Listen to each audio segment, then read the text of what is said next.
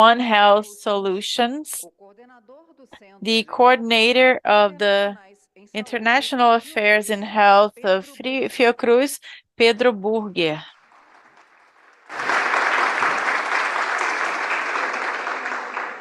Bem-vindo. Ele é mestre em Economia Política Internacional. He's a master in International Economics by the Federal University of Rio de Janeiro and specialist in public health in Fiocruz, where he was the president and coordinator of institutional relationships. And as speakers for this panel, we invite the chief of International Affairs of the Ministry of Health, Alexandre Ghisleni. He's going to do the presentation government agenda online. He's a diplomat and he's also is a bachelor. He's a legal advisor and he works in Geneva as a diplomat and also in Washington, Brazil, and Havana's embassies. He works with at the Ministry of Foreign Relations. He's a coordinator of Institute of Applied Research is Graziela Zucoloto, with the presentation Engagement Innovation Agenda. She's a doctor and master in economy by the Federal University of Rio de Janeiro and the University of São Paulo. She was a researcher, visiting researcher at GTG at Technische Universität in Berlin. She's a researcher in the Directory of Industrial Policy of the Institute of Technological Research, and she's also an advisor in the Ministry of Technology and Innovation. At IPEA, she works with indicators and technological innovation policies, especially industrial and health. And she works with social technology and social impact. She's a 10-year researcher at the Fiocruz, Patricia Bozza.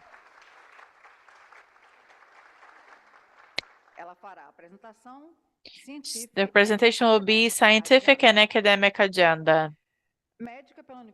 Do Estado do Rio de Janeiro. Doctor by the University of, she's a doctor in molecular biology in Fiocruz and Israel Hospital and Harvard Medical School. She's a member of Brazilian Scientific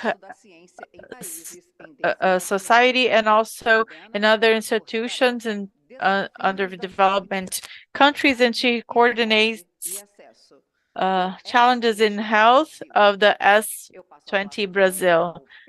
So I pass the floor to Pedro Burger. Good afternoon, you all. It's a pleasure to be here. I would like to thank the invitation to Director Maurício Zuma, Mr. Akira Homma, also Gisele, she's the coordinator of this symposium. And I was seeing virtually in the morning, the symposium has much of hard research, and now we're going to relax a little bit, although hard research is your daily life. We're going to talk a little bit about policies. And now we are in the chair of the G20 this year, and we have this discussion that is very relevant, a forum of the greatest economies in Brazil, of the world, and we actually have 19 countries, and we have the European Union and African Union. And Brazil coordinates this forum that discuss in the most high level the main global issues. And we thought it was important that have a coordination of the symposium together with Bio-Manguinhos and to socialize more for this group that is here present in person and virtually. How is the progress and how this forum works, and how is the progress of the works that has been carried out. Now we invited 3 sectors, and now that we have a more attentive perspective to the sciences and the health fields, and we brought one part of the governmental sphere, because G20 has 2 pathways that are finance and economy, and the Sherpas pathway, and also with the social G20, with several engagement groups to bring for this the standpoint of many societies that work with the government. So the scientific field, academia, there are several engagement groups for this, and we brought the governmental fields being represented by Mr. Alexandre Ghisleni, and also 2 groups,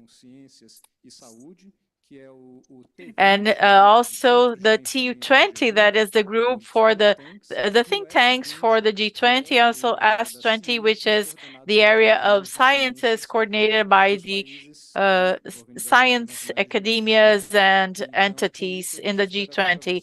With this, we seek to give you a perspective of how this work has been carried out, and what is the civil society and the scientific community has been contributing with these issues that will be treated and approached by the G20. So I'd like to thank the participation of my colleagues here in person, and by Ambassador Alexandre Ghisleni virtually. I will pass the floor to my the speaker, Alexandre Ghisleni. He works with the Sherpa pathways and the health field, and I thank you very much to have you here, and thank you, Pedro, very much. I hope you can hear me, and I hope I can share my thoughts with the colleagues that are here. And the health agenda doesn't allow me to do everything that I would like to do, so I couldn't be there in person. So with the opportunity that I have, it's very important to be able to what has been doing in terms of health in the G20. Where is the chairship of Brazil being pointing to? And the first thing that I think we could clarify is that there are 2 bodies in the structure of the G20. We have the scientific area, and that is coordinated by the Ministry of Health, and also the fourth task in finance, that is coordinated by the Ministry of Finance in Brazil. And we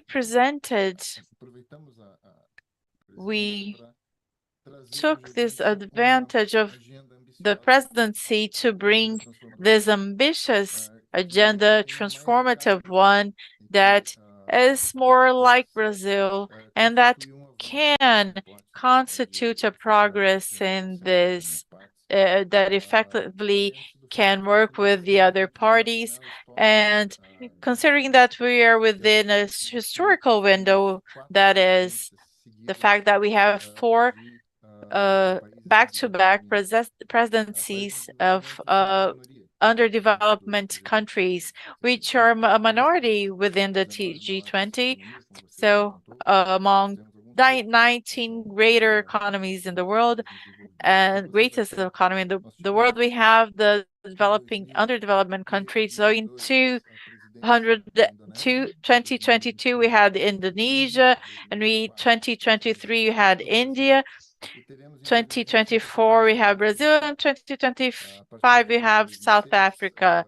And from 2026, 25, we close the cycle with all the underdevelopment country will have had the chair, and in 2026 we take over again with the presidency of the United States. And this, in practical terms, the current system, the next time we will take the chairmanship of the G20. It will be in 2044, and I hope I am doing something else in life. But we have a unique opportunity in this generation to be able to influence the debate regarding health and giving a contribution, the Brazilian contribution to this debate. So we have these two bodies in the G20 that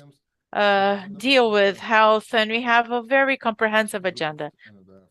In the case of the force task, the joint force task in finance, we have a very diversified agenda. We are proposing, for example, a debate about how the contaminants in health should be an indicator for decision-making process with the financial agents, especially the Ministry of Finance.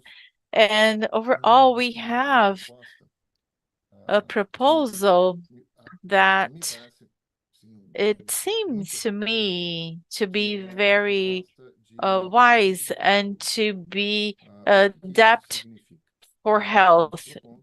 And this means that we are proposing that the country members of the G20 that are creditors and they are engaged in bilateral relationships and partnerships, and that they are willing to have this partnership with in-debt countries, so that part of the payment of the external debt would be exchanged for investments in the national health systems in these countries.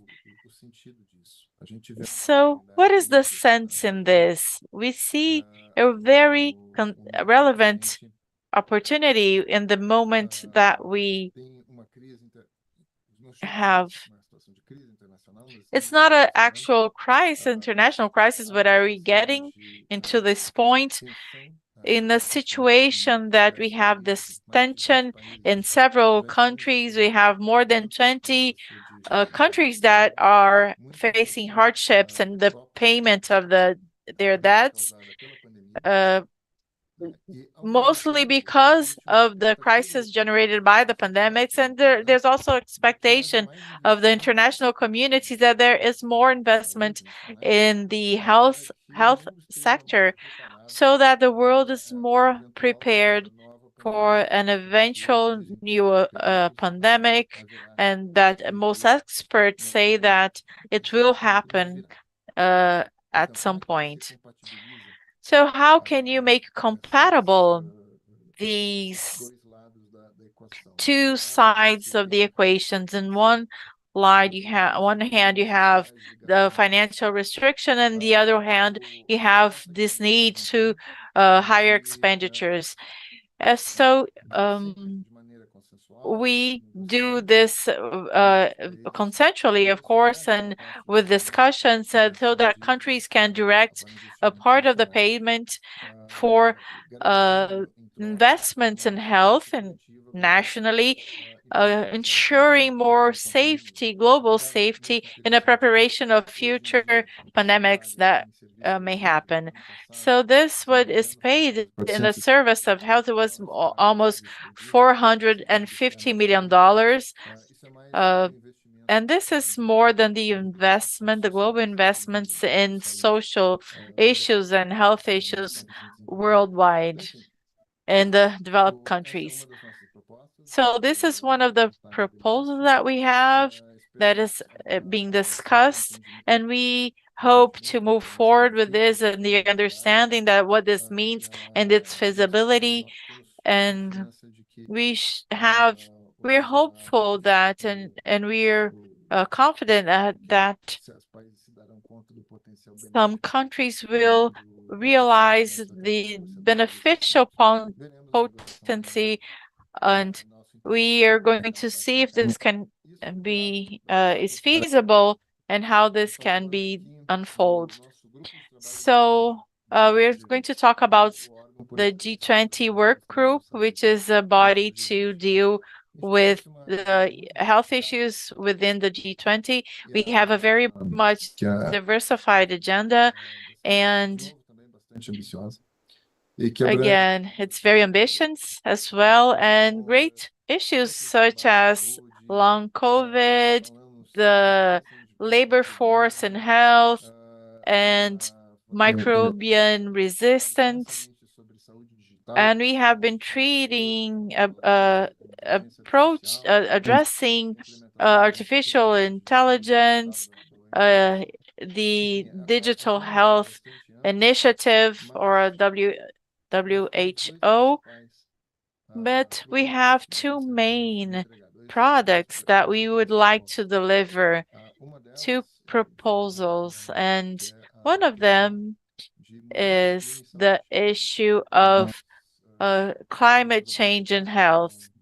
We would like to take the advantage of this Brazilian chairmanship to enhance this specific aspect. And of course, climate change is a more comprehensive subject, but our understanding is that the first sectors for public policies where this is felt is in the health field, especially because of due to natural disasters.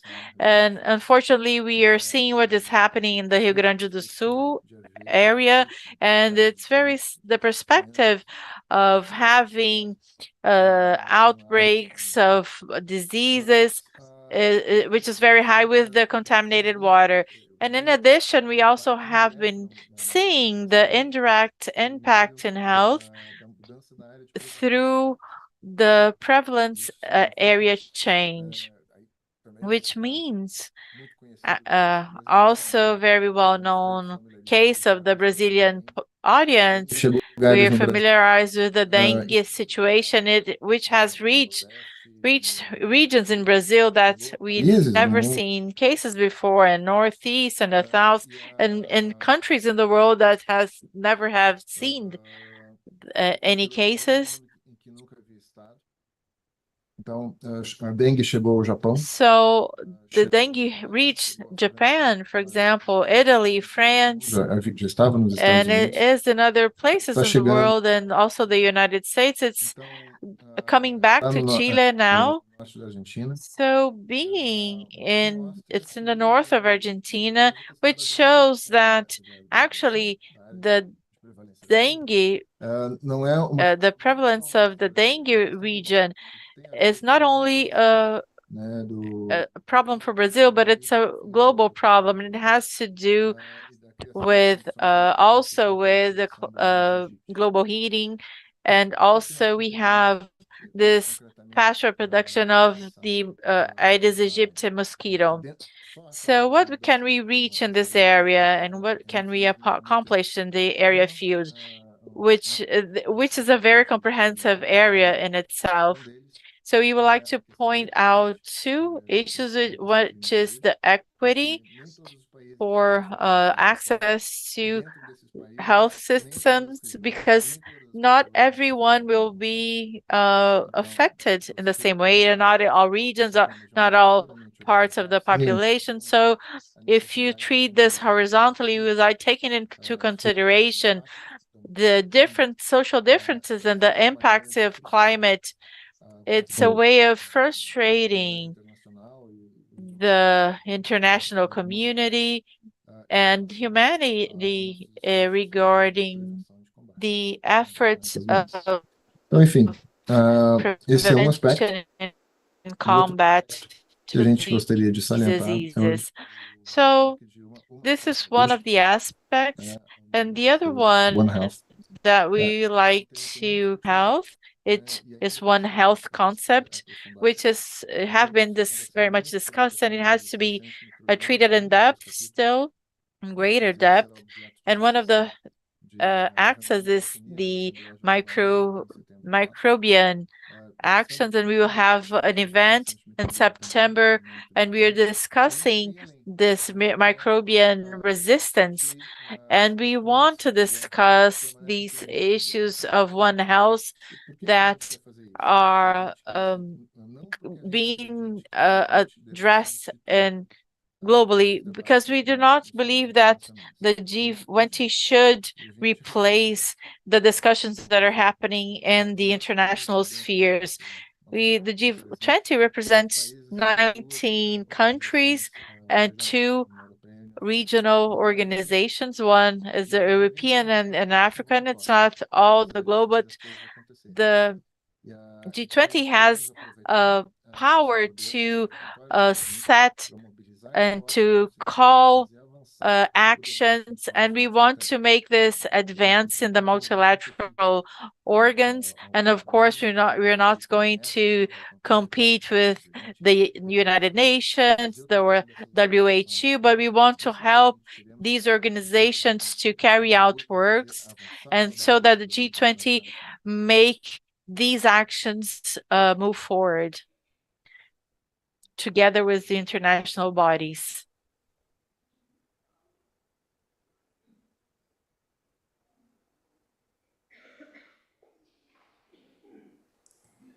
Embaixador, nos escuta? Mr. Ambassador, can you hear me? So we lost your image here.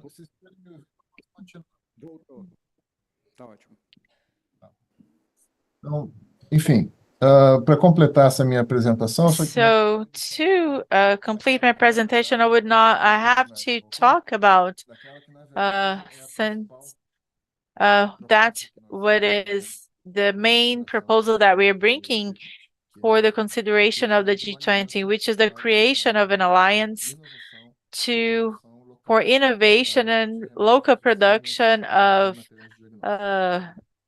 medicines, drugs, and diagnosis materials. And these initiatives that regard especially the experience that we had during the COVID pandemic, when international markets, and we have to recognize that they failed, and we had episodes that we could call as a health nationalism, and that which flows were disrupted, leaving many countries without supplies of basic materials to face the pandemic. So considering this experience, a key element is to prepare not only for a new pandemic, but health emergencies that may happen in national, international level, and that there is more guarantee of supply globally, and that the production of these materials that are produced in the field health area. And this means to support the greater production of vaccines, medicines, and material for diagnosis in Latin America, Africa, and other countries in the world that have this safety of production that can be unstable. So we are launching this debate in the sphere of the health work group, and the expectation that we have is that we can move forward with a consensus until the ministerial meeting. And the meeting is predicted to happen on October 31 in Rio de Janeiro, an occasion that, if everything goes right, we will be celebrating the success to move forward with this initiative, and that has the potential to transform the pharmaceutical profile in our region and to transform in the other. I would like to welcome you for the opportunity. Thank you for the opportunity, and I'll be at your disposal for questions, comments, doubts, and questions that my colleagues might have. Thank you so much. Thanks for listening.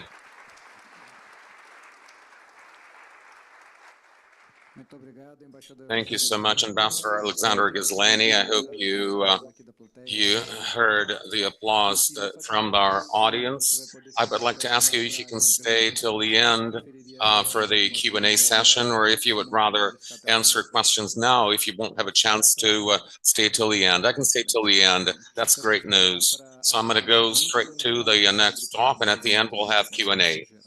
in general. Thank you again, Ambassador Alexander, for your availability.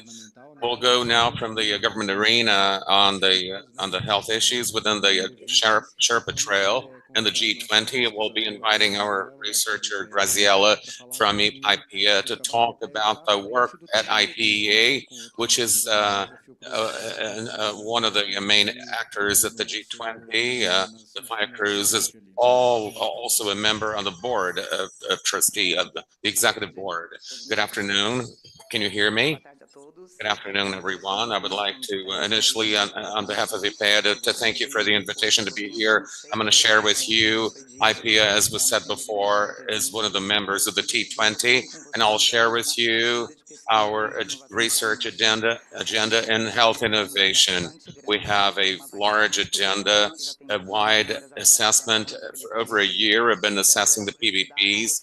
I hope I'll give you food for thought. I'll give you the outcomes, the results, and because we hope to launch a book in September on the 60th anniversary at IPEA with some results. I hope to generate curiosity and associate this agenda with the goals of the G20 that are completely integrated. This agenda, this assessment, we've been doing it for over a year. It was a request by the Ministry of Health. It's a demand by the ministry itself. It's a bit technical. I hope that the graphs won't make it too boring. I'm going to talk about the PVPs. I know there are foreigners in the audience. You might not be aware of these political issues. You know, the PVPs have the goal, complementary goals. I'll talk about two of them that are the most important. We're talking about PVPs, partnerships for productive development, expansion of access to strategic products, and access to medications that the population wouldn't have access to otherwise if it weren't for the public health system. These are expensive medicines like HIV, hepatitis C, cancer. So the expansion of this access is very important in the PDPs and the reduction of productive and technological vulnerability of SUS through public laboratories. How do we try to do that? Promoting technological development, exchange of information, and rationalization of purchasing power.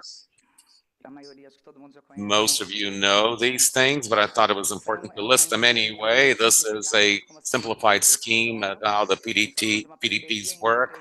We're talking about partnerships between private companies, whether national or multinational, and public laboratories. They transfer technology. The companies transfer technology to public laboratories as long as they have guarantees as for the purchase of medicines for a period of 10 years. Also important to the PDPs is that the IPA must be nationalized at the end of the process.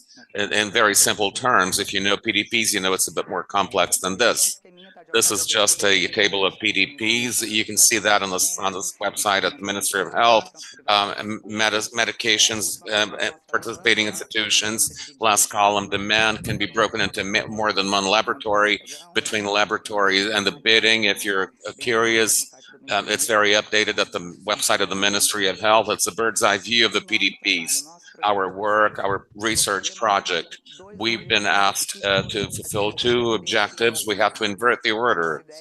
Our idea was to start by running an assessment of the results of the PDP, the objectives, policy design, and many of you know some criticisms and needs to for improvement throughout the year.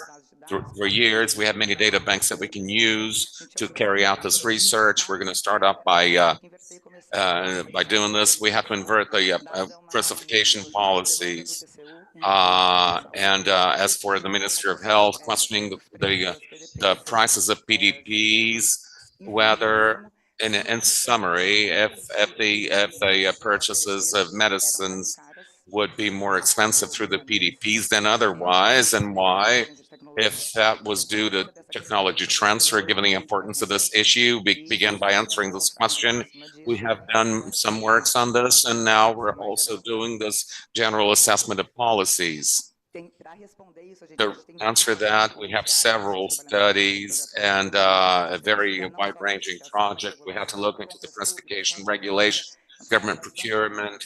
It was a wide-ranging project. We didn't really focus only on the price. I'm saying that to talk about PDPs in our project. how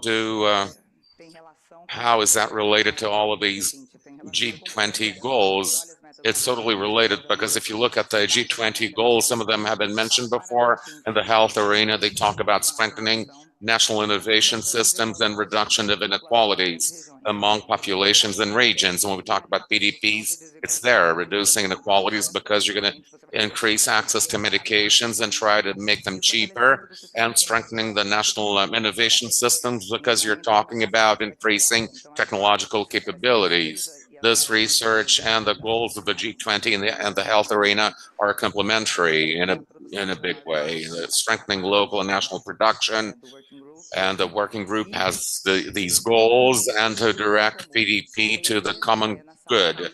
PDP in health in many areas can be geared to enrichment, to aggrandizement, financial aggrandizement, to generating profits. She can generate profits, but you have to ensure greater access and greater equity. These two research lines and goals, they're complementary.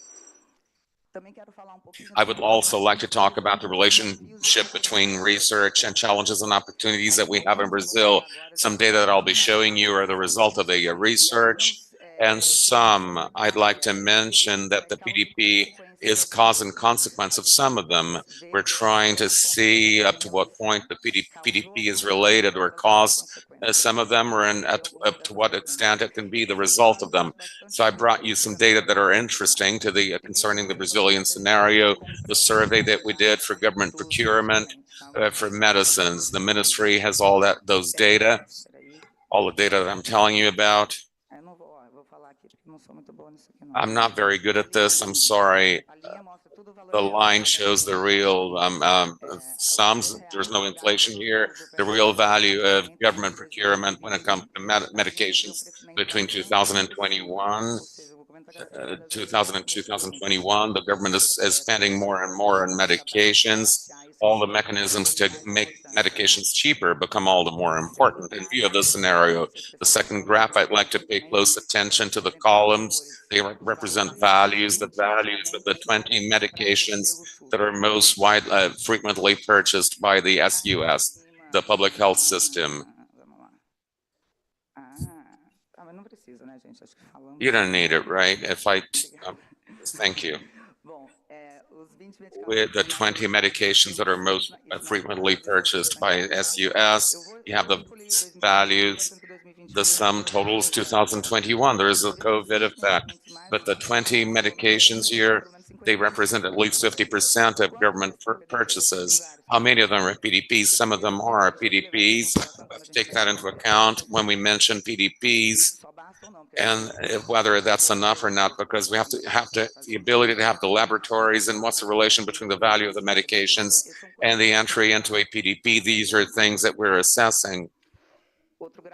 Another graph that's quite known, it's alligator mouth, which is the Brazilian balance rate of balance, imports and exports, and the rising line is our trade surplus for pharmaceutical products and for pharmacochemical products as well. We talk about pharmacochemicals, but the deficit of pharmacochemicals is about 1 billion.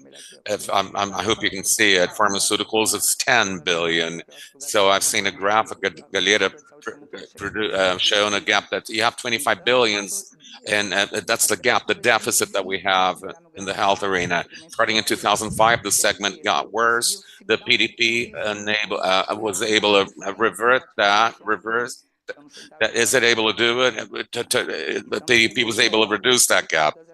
I think that all of these data, they have to do with the G20 goals. Third point that I think is quite important, the growth of biologicals. Biologicals are more expensive, more complex, and they are growing not only in Brazil, but around the world. And we have the additional difficulty of time, difficulty, cost, and we're going to have to take that into account as well, not only in PDPs, but in the health system overall as a whole. And it's 25%, I can see it well, it has gone up 25%. But lastly, this is the last data, so it won't get too boring. I'd like to present to you positive data about the pharmaceutical industry in Brazil.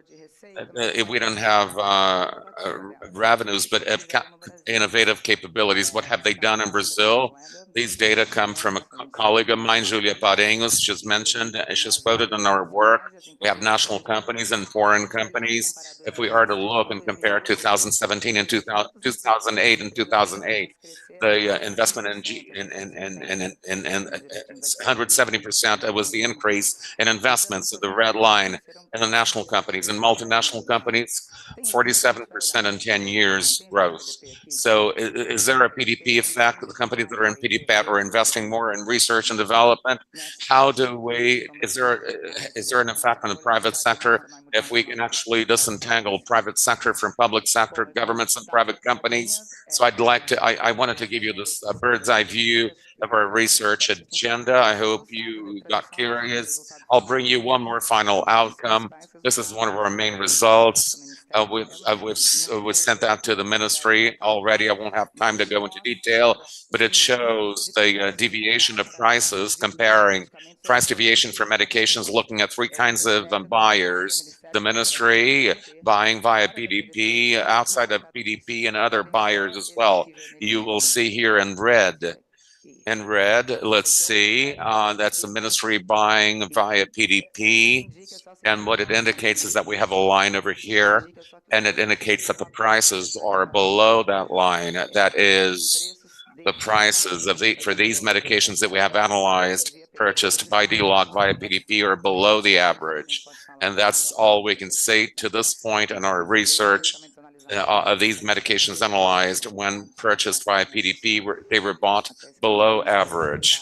So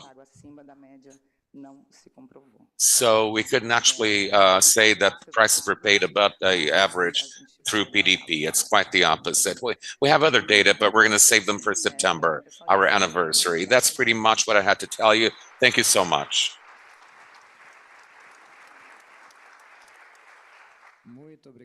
Thank you very much, Graziela. Really, this was a very relevant topic, surely, for this symposium for Bio-Manguinhos. It's one of the units that does lots of PDPs, and it's related to the topics that Alexandre was talking about on the issue of the importance of local production. In addition to the price being below average, it generates jobs and technological development and development of the productive chain in Brazil, as the study is still ongoing, right? So I'm going to give the floor now to Patricia Bozza, a researcher at Fiocruz at the Oswald Cruz Foundation, and she's also a member of the Brazilian Academy of Sciences, and she'll be talking about this instance of the G20 in the health arena. Thank you. Good afternoon, everyone. It's a pleasure to be here with you, participating in this discussion table, and to present to you the work we've been doing and we've been discussing in the realm of S20, which is Science 20. S20, Science 20. We have in the Science 20 our topic for a discussion for the year. It's science for global transformation, and this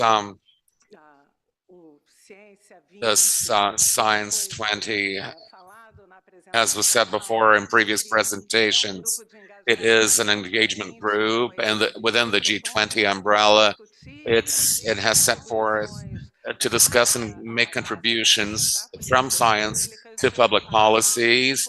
And this was a group created starting in 2017, geared to the area of science and technology. It is made up, it was composed, and it was founded in a forum of discussion among various academic institutions of the 19 academic members of the G20 plus the European Union, the Academy of the European Union.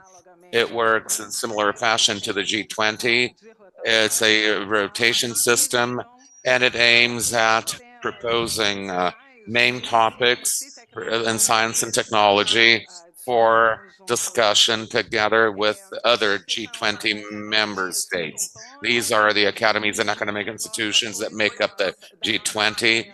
This group was taken in our first meeting at the onset of our work at the S20 here in Rio in March. And we had the presence of 18, the 19 members and member countries, plus the European Union, and and how does it work? The S20, how does it work? It's important for you to understand the dynamics of work, the work dynamic. In Brazil, we've been discussing the agenda for the meeting since last year. We set up a group, a work group, in the different areas and the Brazilian Academy of Sciences. We've been working in 5 main areas. These 5 main areas are clearly very convergent, and that there's been a great deal of exchange of information.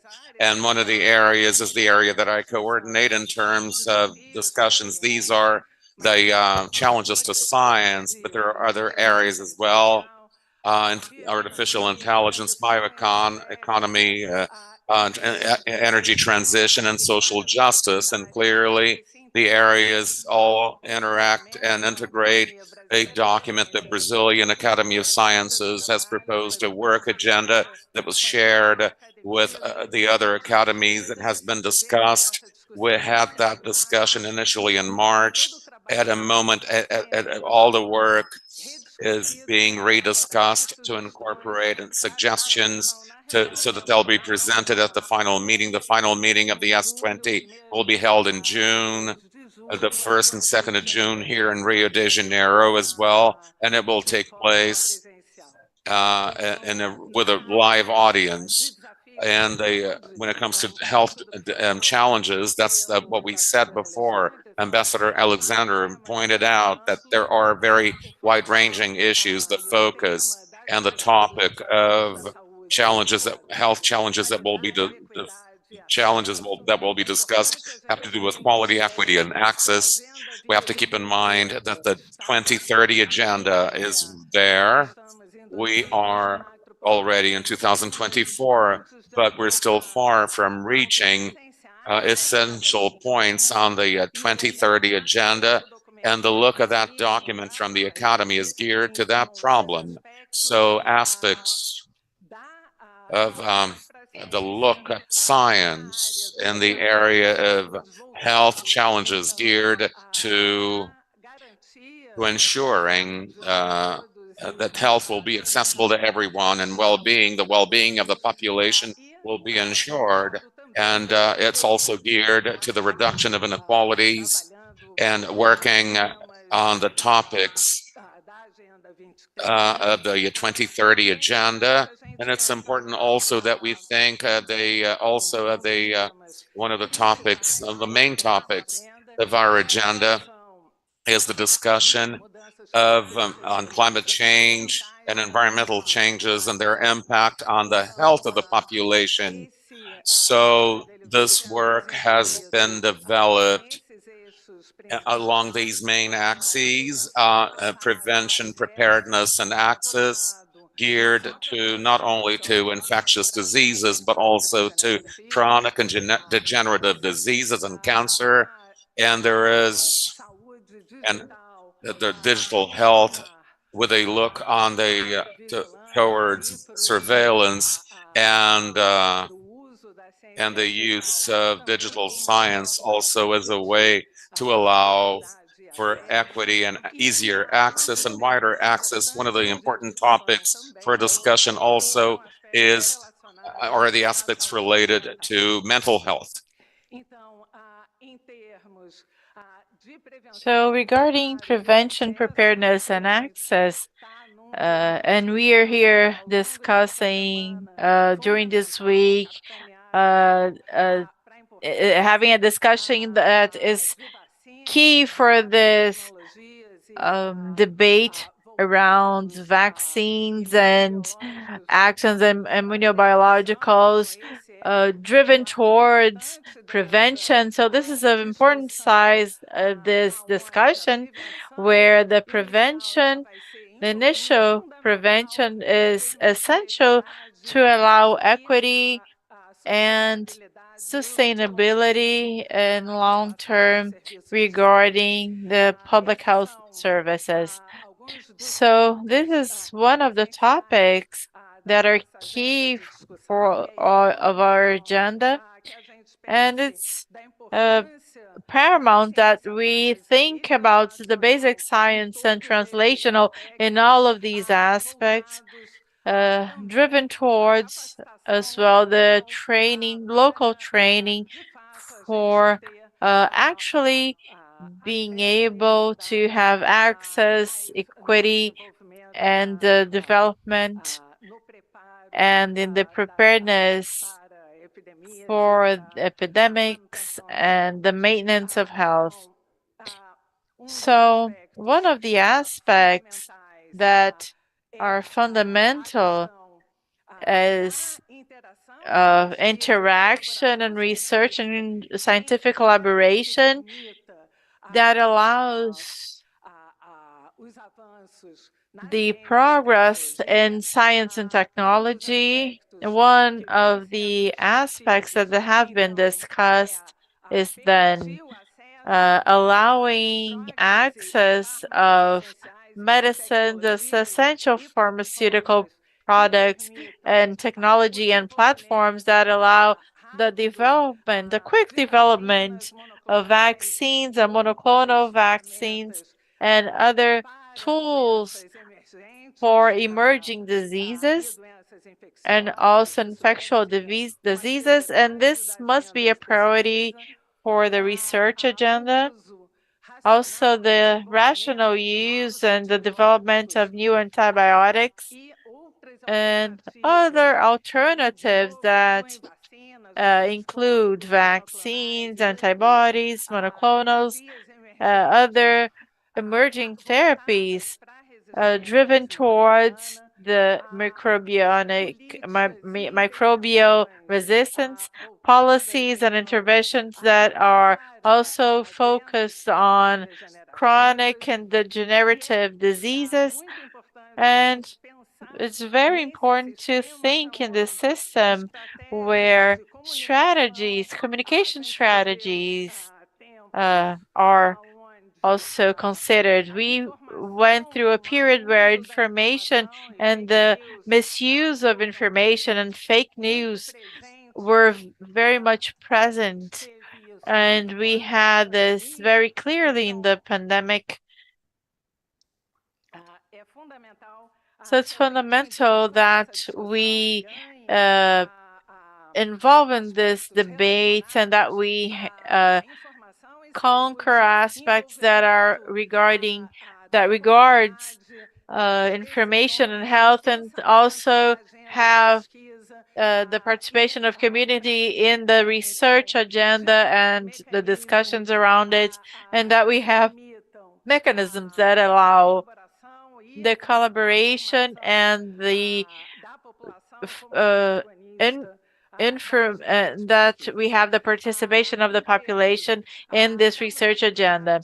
So regarding climate change and other alterations regarded to the environment, in addition to food and water security, which are essential issues in this topic, we have been working in a vision that is driven towards One Health concept, and we are thinking here One Health being a wide perspective where the training of local capacity of research is essential in this mechanisms that it's driven towards the One Health concept.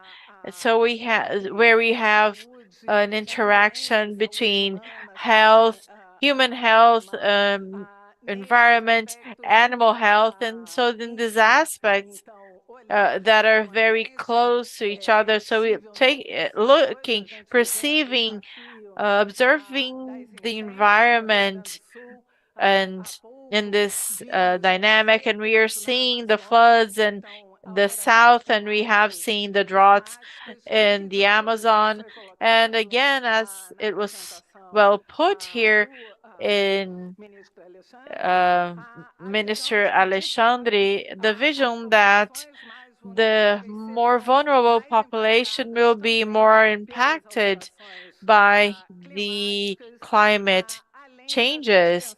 In addition of thinking as well, and this is a topic that has been very much discussed amongst the academy and scholar entities, and the quality of water and the contamination of water, soil, and atmosphere.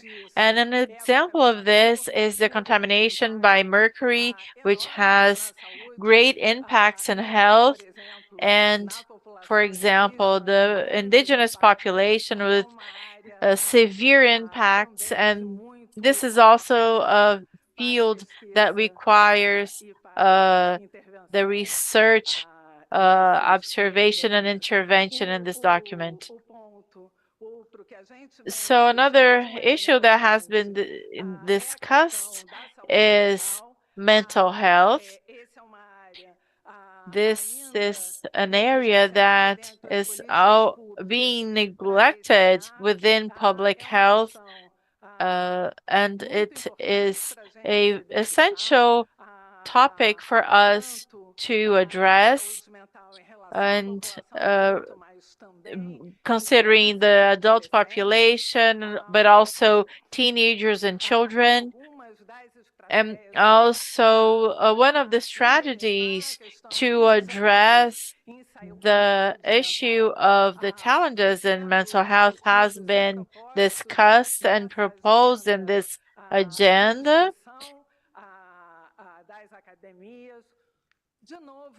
And also, again, very much driven towards the prevention, to making access possible and mitigating the inequalities. But it's very important, the importance of the investment in technology for this area, either regarding the last topic, the digital health, that makes accessible to the population through telemedicine and other ways of making possible the access and the prevention regarding mental health. And lastly, one of the topics that we have been also discussing frequently regarding digital science, which has an impact in health and surveillance.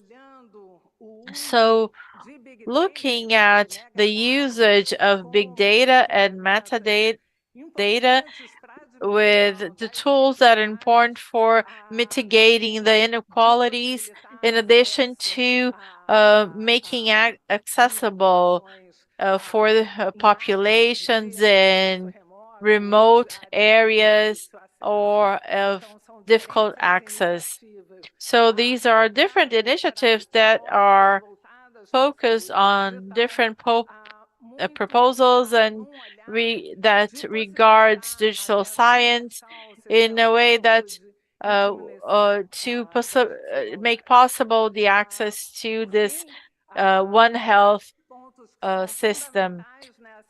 And lastly, other issues that are essential for this science agenda, as I have mentioned, is how to strengthen basic science fields and translational science fields, and in a research agenda that allows a strong collaboration driven towards the capacity of local research, and this is essential for the discussion of mitigating inequalities and involving the different agents in the science ecosystem in the decision-making mechanisms and the elaboration of the science agenda, and also this perspective of the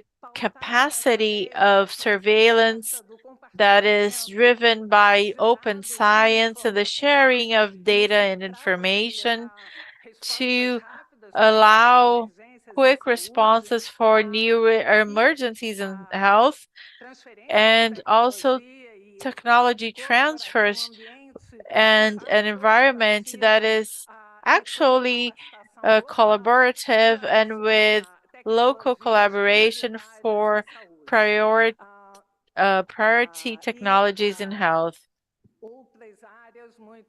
And other areas that are also very much driven towards areas in health, and to make feasible other areas for developmental research in this area. So this is the S20 Brazil, and these documents are being are available in the websites, and these are documents that are under elaboration. So they are results of these discussions of the academy. We have today the preliminary version that is being worked on. Then until July, up until July, we will have the final version. Thank you very much. Thank you very much, Patricia. So we are getting to the end, and we don't have much time. And I want a symbolic question from the audience. If someone is willing to make a question, I'm going to ask something to Ambassador Alexandre. And Ambassador, I think that's something interesting to be mentioned is the PDPs, the Partnership for Productive Developments. They could be included maybe in the proposal for this alliance for local production. And how do you perceive the reaction of other countries to this proposal and the set of proposals from Brazil? I could not see no one volunteering for the any questions from the audience. Thank you, Pedro. Thank you for the opportunity, and thank you all for the presentations that were very interesting to me. It's very good to know that there is this reflection being made in the health field, and the possibilities it opens for us to carry out the initiatives and projects in the national sphere. So, answering your questions, there's two issues. The proposal of this alliance is to be an inclusive network that comprehends also the private sector. This means that we are thinking of projects that include international organizations, financial institutions, and also the private sector and the governmental bodies. So this will be fit to each area of interest and affinities. But the idea to work with the private sector is present since the beginning of the proposal, and we hope that this engages the large number of actors in the production in the public field and also the private sector. And other countries, there is only mainly the private sector. So we want to engage these agents. And the second question was yes, regarding the reception on from the countries, the other countries. Yes, so we have been seen a very rich debate regarding of how this alliance should be organized, and not regarding it if there should be an alliance, which for us is a very positive indicator. There's no questioning regarding the convenience of having this alliance and how to do it and how to make it productive and efficient. So the dynamics of this debate is happening, and this makes us seeing the possibility in getting a consensus up to the end of the year. So how the President Reagan used to say, the game only ends when it is finished.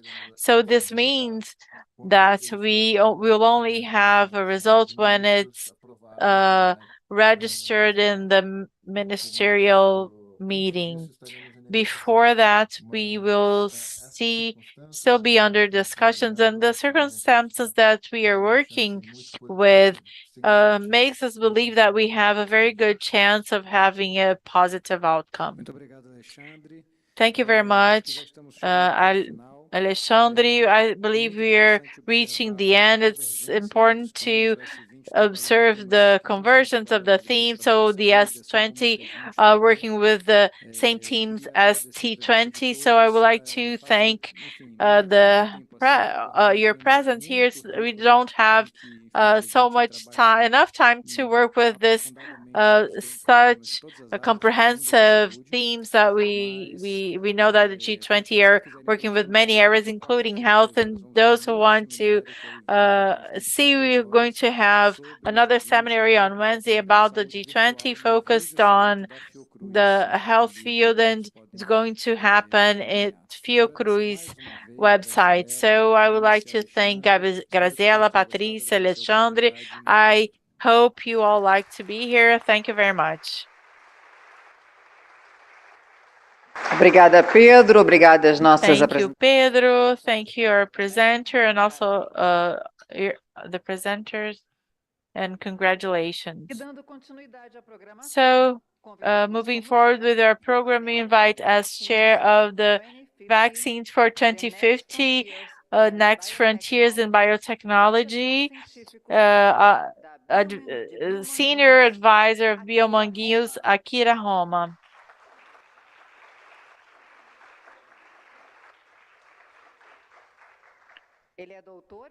He's doctor in sciences for the medicine department in the Federal University in São Paulo, and he has virology degree as a scholar. He has a degree in veterinary by the Federal University of the State of Rio de Janeiro. He was president of Fiocruz and also the Molecular Institute of Paraná, and he was director of Bio-Manguinhos in 2 terms, and he's a researcher at Fiocruz and also works at Abifina. He was elected as one of the 50 most influent people in the world regarding vaccines. As a speaker on this panel, we invite scientific researcher coordinator Rino Rappuoli from the Biotechnology Siena Foundation. He's a doctor in biological science with the University of Siena. He was an invited researcher at Rockefeller Center and Harvard Medical School in the United States, and he works at GSK Vaccines and Global Health. He's a professor at the Imperial College in London, and he's a molecular biology professor at the University of Siena. He's among the medical science leaders, and I pass the floor to Mr. Akira Homma. I rather speak on my feet. Thank you very much for the presentation. I will pass the floor of Rino Rappuoli, and the great challenge for me. But surely Dr. Rino Rappuoli will, with his experience and his great deal of expertise in the work he's been doing, he has developed various vaccines, reverse engineering,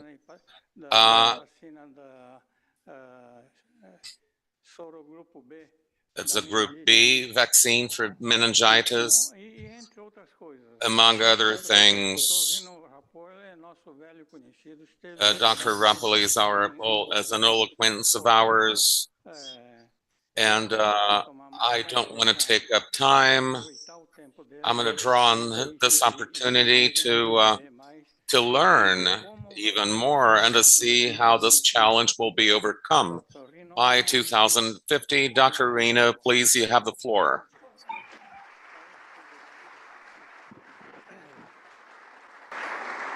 Well, thank you, Dr. Akira. It's always a pleasure to be here and talk to you.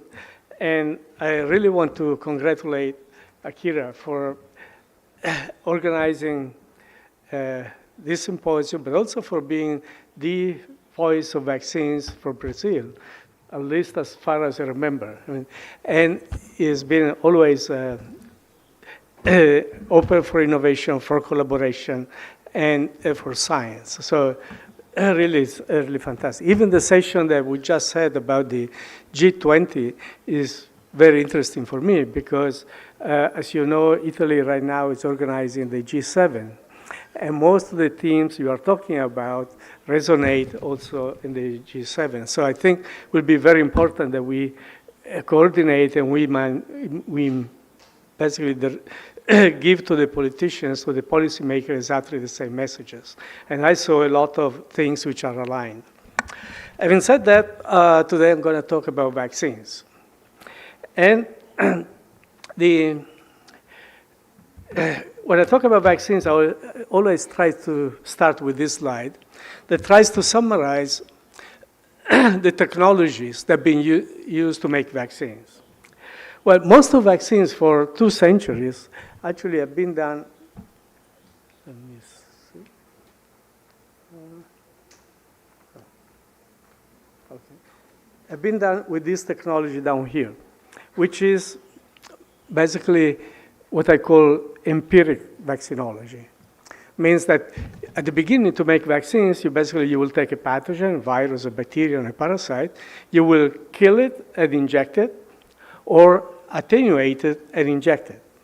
That was the empirical vaccinology from Jenner 1796 to Maurice Hillman 1960s. And I think when Akira and I started to make vaccines, those were the only tools that we had. Up to the end of 1970s, probably. Then something happened. 1980, we started having the first revolution in technology, molecular biology, recombinant DNA, all these kind of things. And then we got the vaccines, the glycoconjugations. And then we got the genomics. And today, we have an explosion of new technologies that we are using. So basically, Akira and I had the fortune to live through an incredible period where basically many things in the 1970s were impossible, became possible. And actually, today, most of you that are young people don't believe that those things were not possible at that time. And it's amazing what happened. So and obviously, every wave of this technology, we conquer new diseases. And that was the beauty of doing that. Now, what I'm going to do today, I'm going to go through the key steps.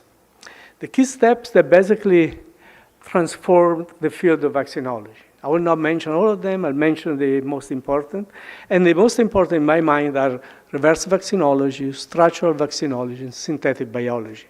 And we'll walk through these while we go to the end and we look at the future.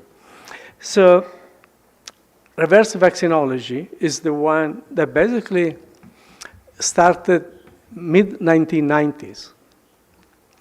And the reason was that we, in our laboratory, but many other groups worldwide, including here in Brazil, were working trying to make a vaccine for meningococcus B. And we tested all the technologies we had. We had tested the genetic approach, we had tested the biochemical approach, the purification of proteins, killing bacteria, making vesicles from the bacteria. All the technology that we had didn't work. And then was a moment where basically the vaccine was impossible. It was impossible, at least with the technology that we had. At some point, Craig Venter at that period basically described a new technology, which was basically sequencing a genome of a bacterium. That was clearly a new revolutionary technology. And we said, well, if it's possible to sequence the genome, maybe if we get the sequence of the bacterium, we will find in the genome those things to make a vaccine which are impossible with the technologies of today. That was the thinking, and at that time, I went to visit Craig Venter in Rockville in the United States, and we made an alliance. The alliance was basically Craig Venter was the man that was the best to sequence genomics at that time. Richard Moxon in Oxford was an expert geneticist, and us, we were good at making vaccines. And basically the idea was, Craig Venter makes the genome, we interpret the genome, we try to see whether we can make a vaccine. And we did. I asked the computer which were the genes that possibly could code for a vaccine molecule. The computer said 600, and then we tried to express all the 600. We succeeded in 350. We found 91 which actually were good potential vaccine candidates, 28 which were very good vaccine candidates, and 3 that we selected at the end, and eventually we made a vaccine. And that was a vaccine that was simply impossible with the technology we had before. Now, that was the first time genomics were used to discover something we couldn't do before. And now, this was 97, 98, the stone age of genomics. Took to Craig Venter 14 months to make one genome. Today, you know, we make hundreds, thousands, how many you want to do in one day. Things have advanced, but that was the first time that, if you like, genomics, big data, or whatever you want to call it today, were used to make something which was impossible before. The second thing I want to mention is structural vaccinology. Now, genomics, when I started, basically to sequence 200 bases of DNA, it took 6 months. When I started making the structure of a protein, was taking a year, 2 years. Many scientists would spend their entire life in the structure of one protein. But then 2007, 2008 became clear that it was becoming easier and easier to make structure of proteins, easier to crystallize proteins, easier to basically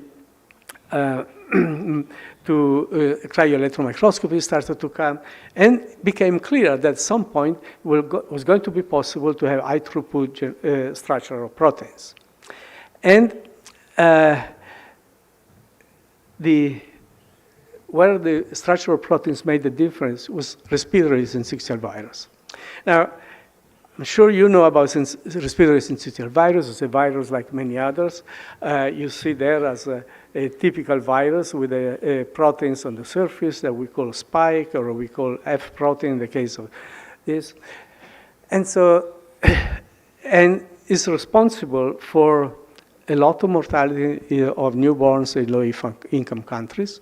And most of the hospitalization in medium and high-income countries of children in the first 6 months of life are due to respiratory syncytial virus.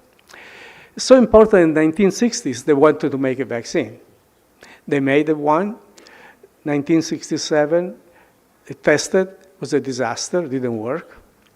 And since then, many times, they tried to remake a vaccine. 1970, 80s, 90s, 2000. Last failure was 2019, so yes, yesterday.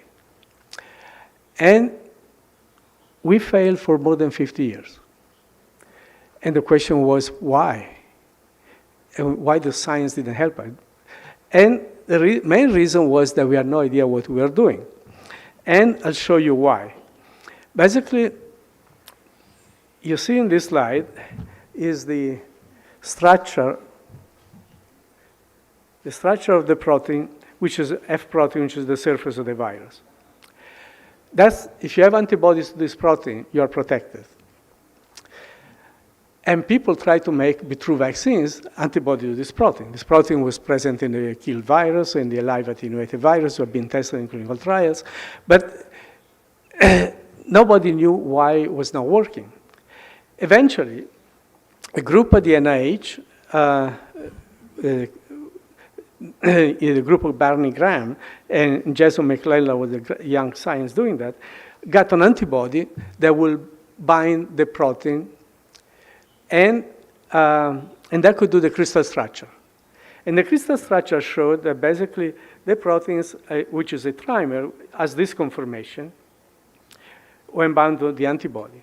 But in the meantime, our lab had done the structure of the protein and had this conformation, same protein, same amino acid sequence. What was the problem?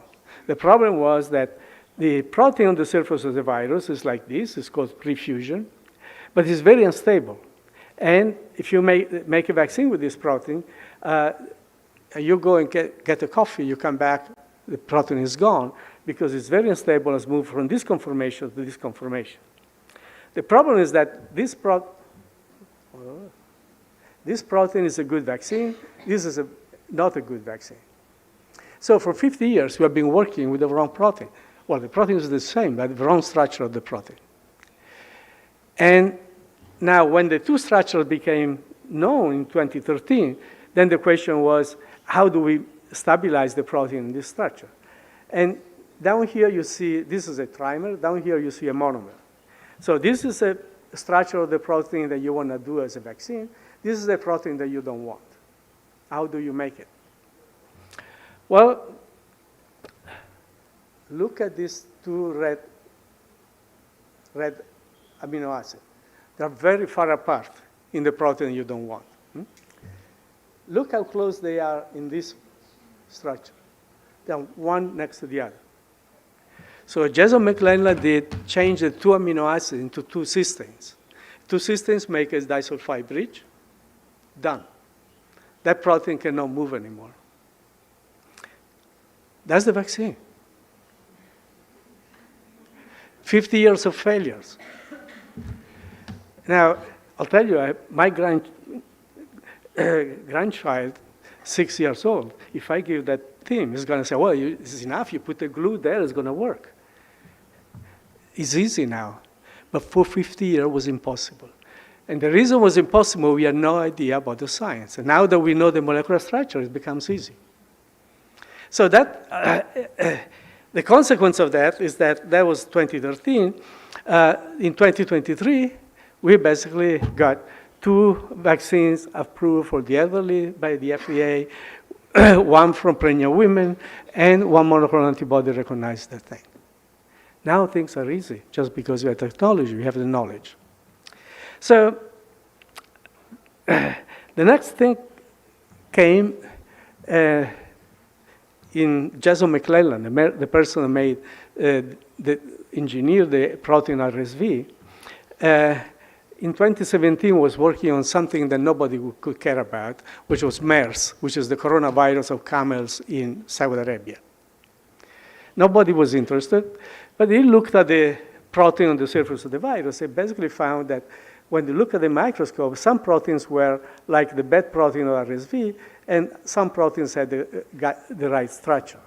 So he said, nobody cares, but looks to me that if we one day want to make a vaccine for a coronavirus, we need to stabilize this protein. And then this time he looked at these 2 alpha helices, which are connected with this bridge, basically. And when they move to the post-fusion, the wrong protein, they move from being like this to being like this. And so basically he said, how do I make this impossible? Well, it's easy. Just put a proline instead of this asparagine here, and then that blocks the thing that was done. So nobody was interested in this in 2017, but in 2020 when COVID came, basically this paper that nobody wanted in 2017 was the key paper that made possible all the vaccines for COVID. Okay, that's about structural vaccinology, but you see how important is the structure. Now, I'm going to tell you about how we move from reverse vaccinology also to synthetic biology and what I call digital vaccinology. And to do that, I want to bring you back in 2009. 2009, you remember, we had another pandemic, the swine flu pandemic. Was not so basically was not so severe, so very easy to forget. But for people like us, that we were working in companies making vaccines, was a very important moment. And the moment went like this. Day 0, basically, the virus was found in Mexico and then southern United States. They all called us at the BARDA, the NIH, said we need a vaccine. Now, we knew how to make influenza vaccine, so we started immediately. But to make a vaccine at that time, what you need to make a vaccine, you need a virus. So the virus, fortunately, was in United States. And, to make an influenza virus vaccine, you need to take the virus, adapt to growing eggs, and then you make a thing. That takes a couple of months. So the virus went to CDC in the United States. The CDC gave the virus back to us manufacturers. We started to make vaccines working days and nights. And we made vaccines. And we were actually faster in making vaccines than we have been with COVID, just because we had the manufacturing size, the eggs ready. So we made a vaccine, and in 5-6 months, we started to have enough vaccines, and then we make hundreds of millions of doses. However, when we got enough doses of vaccine, it was very sad because the virus had its peak much earlier than we had the vaccine. And basically, so the was too late. So we got a vaccine, we made it. Nobody, at the beginning, we were interacting with the Ministry of Health worldwide. The day before, they were saying, we need your vaccines at all costs, and 1 month later, we don't need your vaccine anymore. That was so basically very disappointing.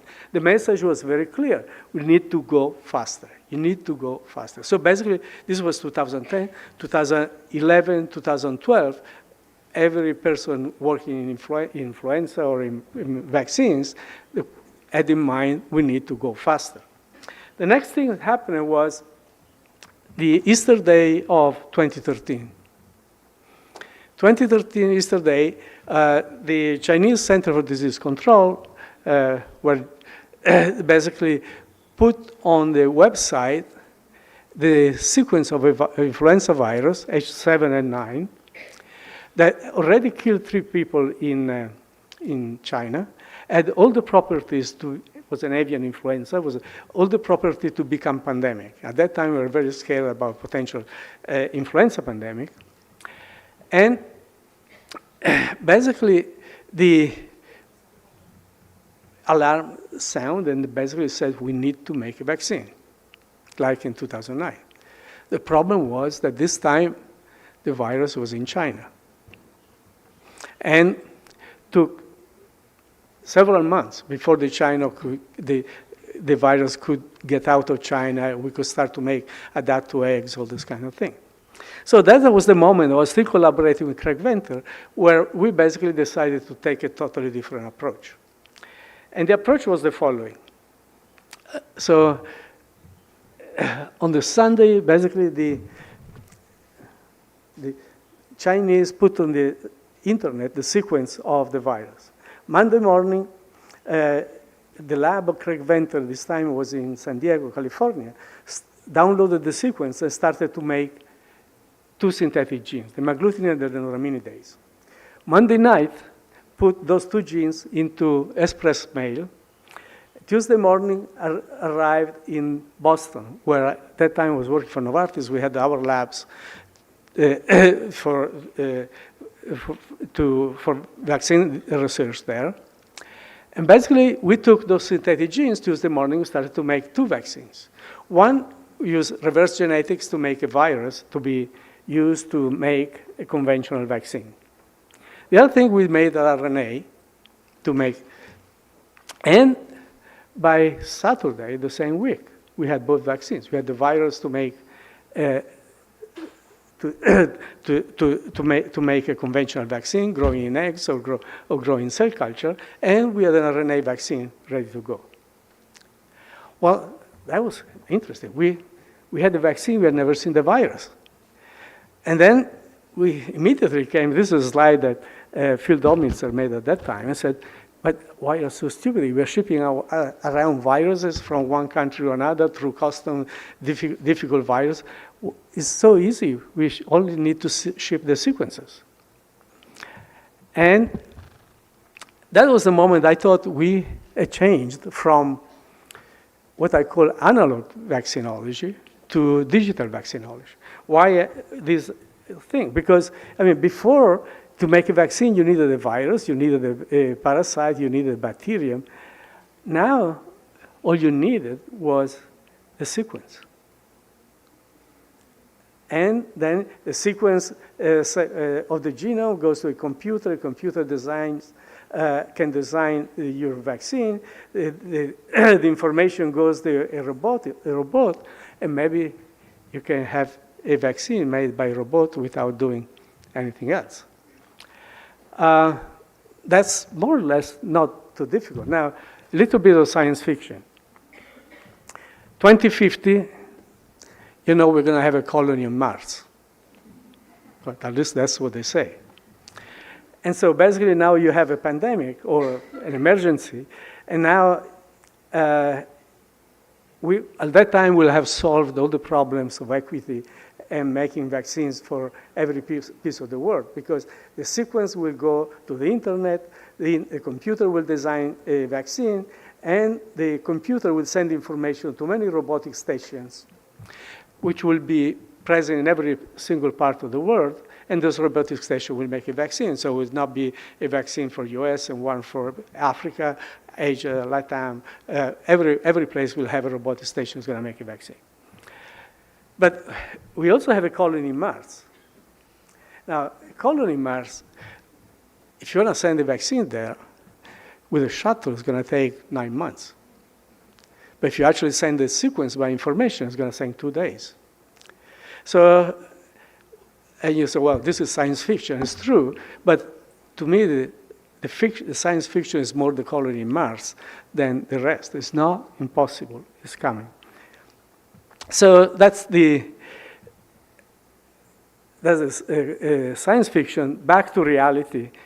When in January 10, 2020, still the Chinese Center of Disease Control, George Gao, the man who talked yesterday to us, put on the internet information of COVID, of the SARS-CoV-2 virus. Basically, this time there were more or less 350 labs worldwide that were able to do what we had done in 2013, download the sequence and make a synthetic gene. And then the synthetic gene was used to make RNA vaccines, all synthetic. So basically, Moderna was able to do in clinical trials in 66 days. Others took the synthetic gene, put in an adenovector or other viral vectors, took a little bit more, but Oxford in 3 months was in clinical trials. Others put the synthetic genes into mammalian cells like CHO, insect cells, or tobacco cells, made the protein, purified the protein, combined with an adjuvant, and then went into clinical trials. But everything started from the synthetic gene without, at the beginning, knowing the virus. And I'm not going to what happened later about the COVID vaccines. Everybody knows more than I do about that. But I only want to make some reflection about what happened. Basically, the COVID vaccines were basically the first one was against Wuhan. And people say, well, they don't work. We keep being infected. What's going on? What's wrong? So basically, I've gone back to 1970 textbook of immunology and took this red line, which is the shape of the antibody response. And basically says that when you immunize 1 or 2 doses very close by, you get a primary immune response. It goes up and comes down. But then if 5, 6 months later, or even 20 years later, you give a boost or another infection, you have a secondary response. Now the antibody goes very high, and they come down, but they never come down to the levels before. So down here is basically the number of antibody units that you need to neutralize the original virus, Wuhan, 12. I mean, if the virus are not changed, we would basically have a vaccine that would last lifelong. But then we got many variants. Here I put Delta. Delta, you need 76 units now to neutralize it. So the secondary immunization was still good, the boost, the third dose, but the primary immunization was not good. And then comes Omicron. The initial Omicron required 1,100 units. And the new variants require 7,000, 8,000. So basically, now we are in this condition where basically the new variants, when you give a vaccine, you boost a little bit, but then the immunity goes down. So vaccination protects from infection for a few months, but then you become susceptible again. Fortunately, the old vaccines that we have protect very well from severe disease. So that basically we are pretty happy about that. So that's the thing. I mentioned this 2 days ago. I just want to remember that not only technology was important to go fast, it was also the decision to invest by the public sector, basically, that allowed us, instead of doing the phase 1, phase 2, phase 3 in sequence, which will take 10, 20 years to make a vaccine, they allowed us to do everything in parallel, and the vaccines were made in 10 months.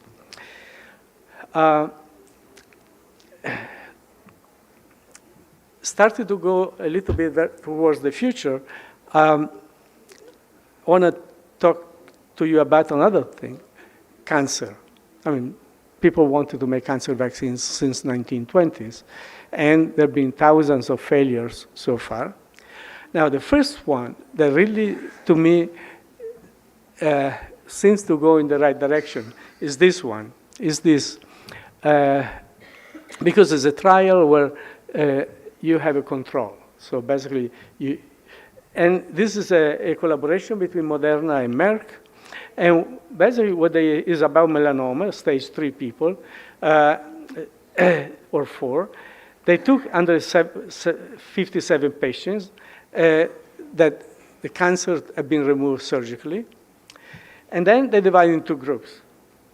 50% got the classical therapy that you give to melanoma, which is checkpoint inhibitors, antibody against PD-1. And we already know that these things are kind of miracle for cancer. And so the other 50%, they gave not only the inhibitor, but they gave a personalized vaccine. I was made this personalized vaccine. Basically, they took the sequence, the genomic sequence of the tumor, they took the genomic sequence of the healthy tissue, they looked at the differences, and then through artificial intelligence predicted which were the epitopes which were different between the cancer and the things, and selected 34 differences, and made the vaccine like a sausage, basically, RNA vaccine with 34 different epitopes derived from the sequence of the genome of the tumor. And then the results, which are amazing, basically, the ones that had the cancer vaccine had reduced the risk of recurrences or death by 65%, compared to the other ones, which were already doing well because they were receiving the PD-1 inhibitor. So basically, it's not, I mean, we need to wait. They're doing phase 3 right now, so we need to wait. But this is something, it's the first time that I see something that cancer vaccines are coming. So what about the vaccine of the future? I mean, you're seeing all the technologies that accumulated. So basically, looking at vaccine of the future, basically, the design of the vaccines, the discovery, the design, the vaccines, is all going to be done by artificial intelligence, genomics, reverse vaccinology, structural vaccinology, all these kind of things. And this is not the future. This is already now. It's happening right now. We don't put anymore a molecule, a native molecule, into the vaccine development. because we know that when we isolate molecules, but they are unstable, they can be proteolytic cleavages. Now we design through artificial intelligence how to make mutations to stabilize the molecule, basically to make sure that the epitope we want are really exposed in the right way.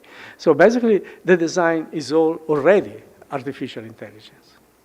What about manufacturing? Well, fermentation, filling, they're all things that can be done more and more through robotics. And we know when you have a robotics that basically performs many times the same operation, then artificial intelligence is, machine learning, whatever you want to call, comes in and basically makes things easier, more reproducible, less failures. So that part is coming, and there are all these ways they call digital twin. Basically, you do the process in silico and the process in real life, and then you compare and improve each other continuously. So basically, that is going to happen. Where there is still discussion is clinical trials, regulatory things, because if you talk to the optimists, basically, they say, oh, clinical trials will be revolutionized. Patient recruitment is going to change. The trial design is going to change. Data harmonization is going to change. Everything is going to change. If you talk to others, they say, especially regulatory agencies, they say, well, we are pretty happy about the way we organize trials, the statistics which is behind.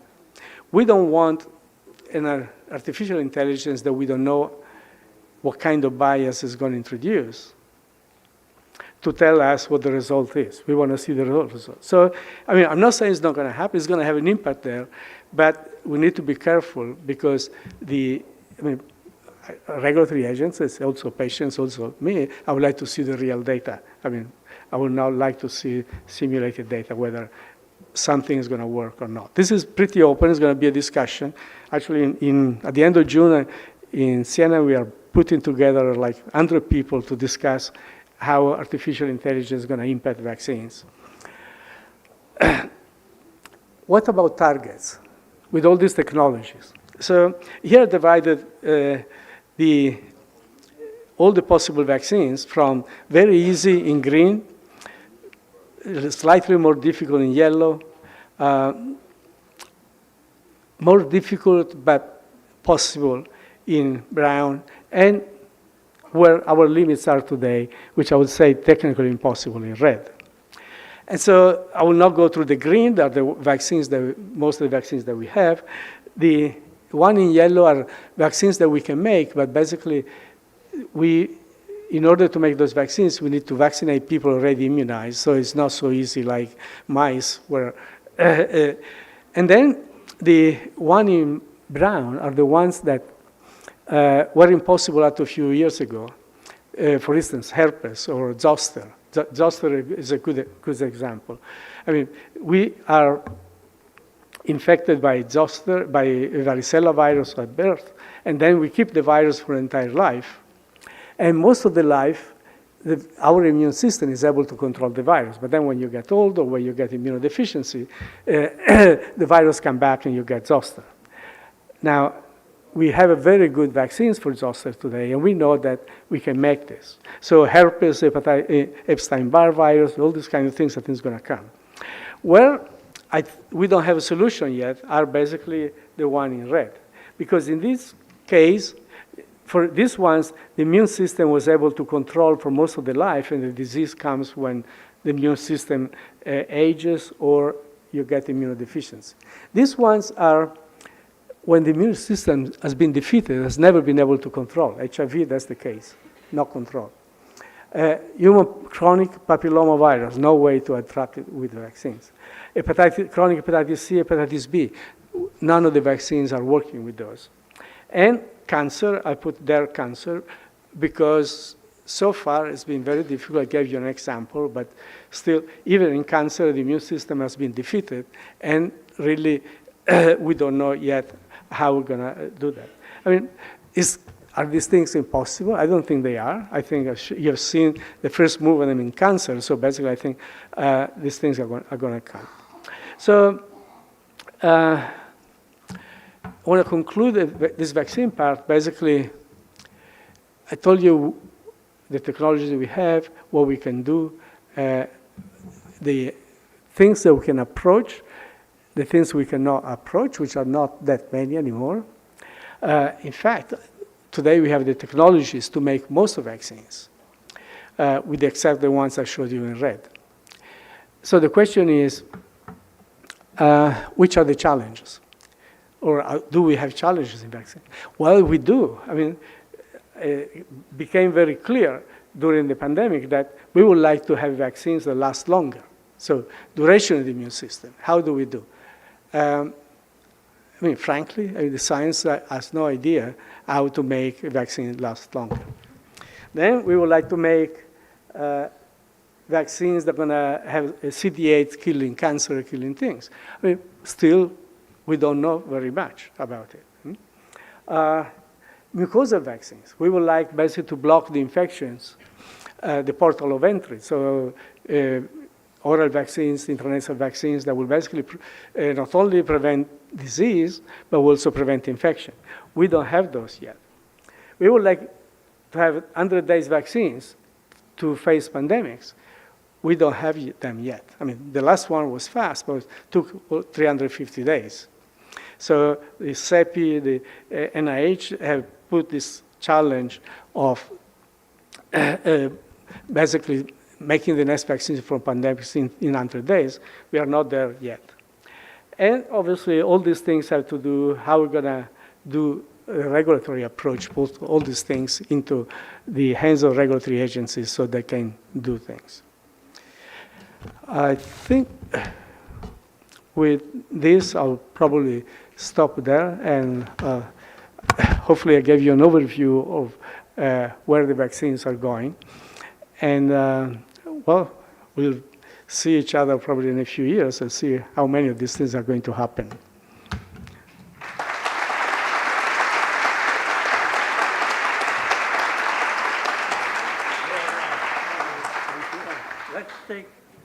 Let's take questions from the floor. Yes, it's open for questions. Please.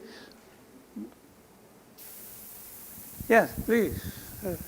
Take a phone, microphone.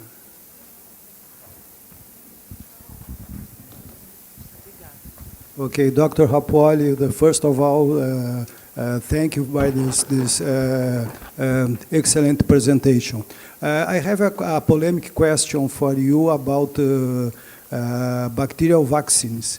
We know that it's very difficult to have a good vaccine against Staphylococcus and E. coli, mainly because this bacteria belongs to our microbiota, so our host immune system don't know this bacteria as a true enemy.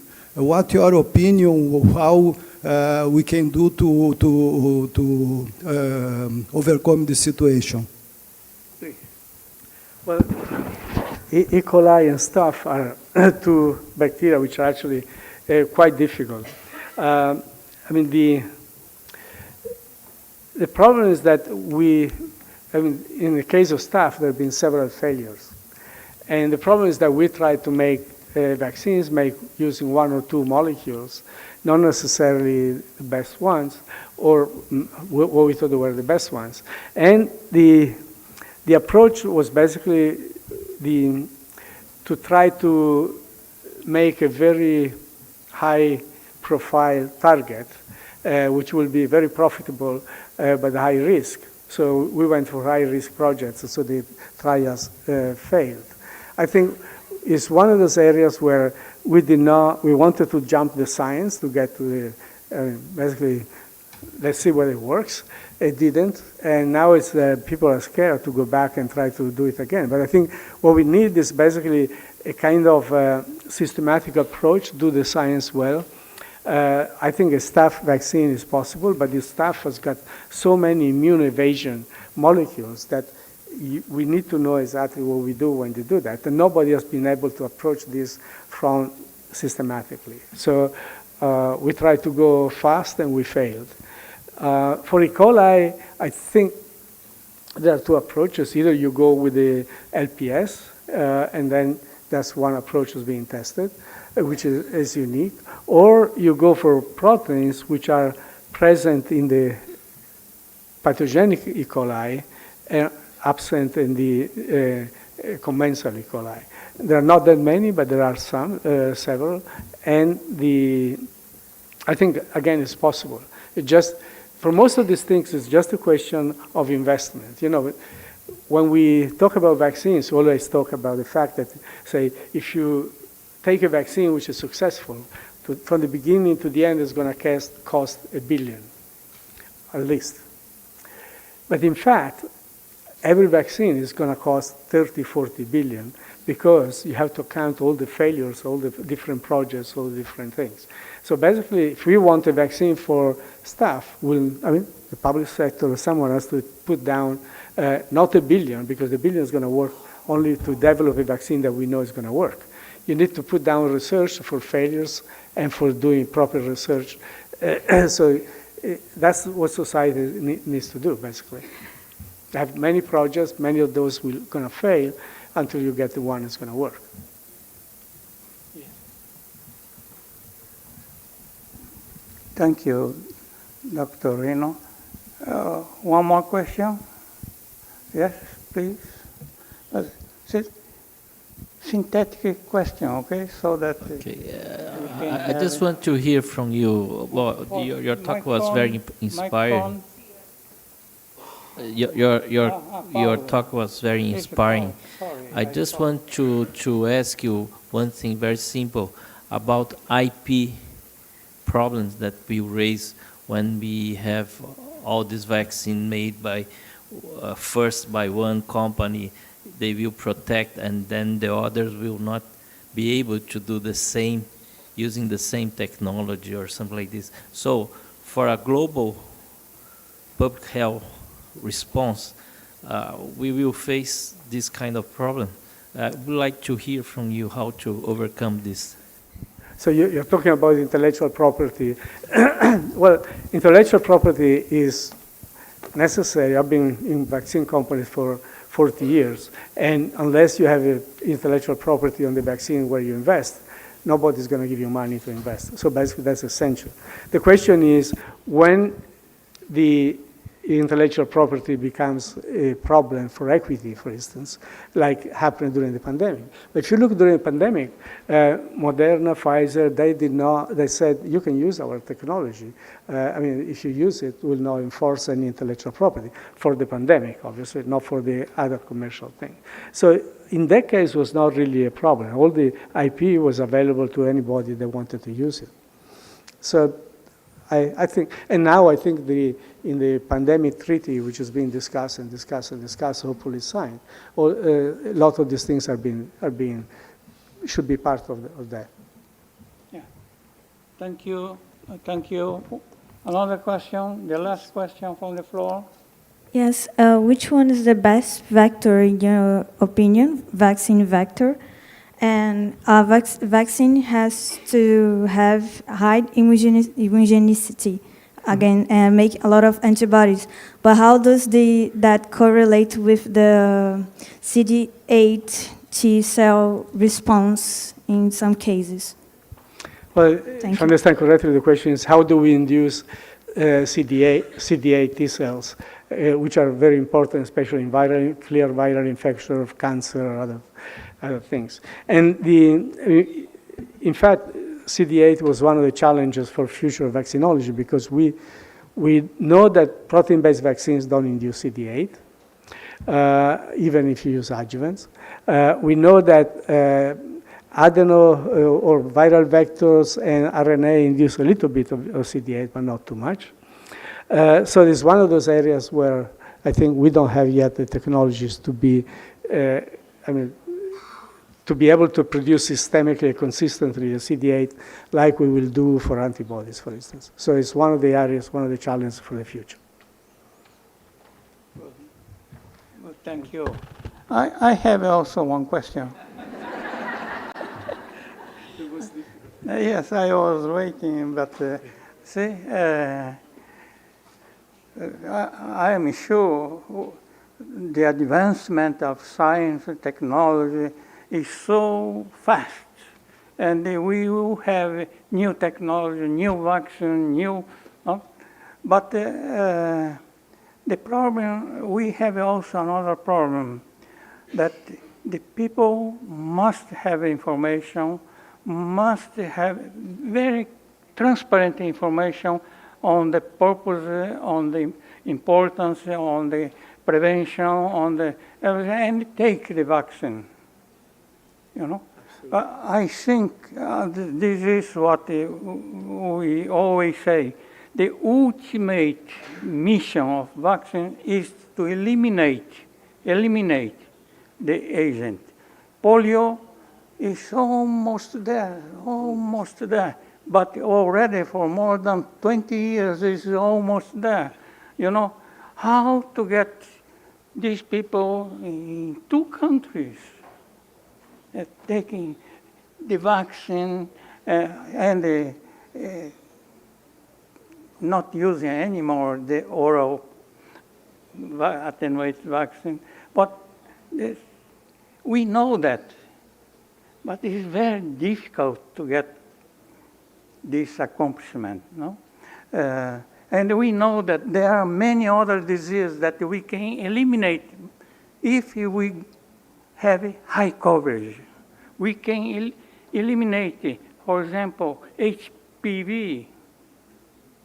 No, Australia showed there, if you vaccinate properly, a good strategy, a correct strategy and so on, you eliminate disease. So we can do that, but there are many problems with HPV, vaccination coverage, and also the disease there. I think hepatitis B, we can eliminate it. If we have good vaccine, and if we have high coverage, well, what do you think? We can eliminate diseases? This is one question. Second question is, there will be one shot for all diseases? I knew that the most difficult questions were coming now. So, I mean, it's absolutely true. The major problem of vaccines is that if you don't use them, they don't work. Yeah, that's simple. So the question is how to make them use. Today, especially after the pandemic, they've been politicized. Now there are parties that basically say vaccine is good, a party that say vaccine is bad. So basically that's gone even worse. I think Latin America had actually one champion, Ciro de Quadros, that basically had been able to push vaccination across the continent and be acceptable and be done in high quality. So that's an example. I think the only way to do it is up to us. We need to communicate the importance of vaccines, bring to the policymakers, bring to the people, and communicate honestly and openly the good ways, the risks of the vaccines, and convince everybody that vaccine is an important thing. So it's all about communication, I think.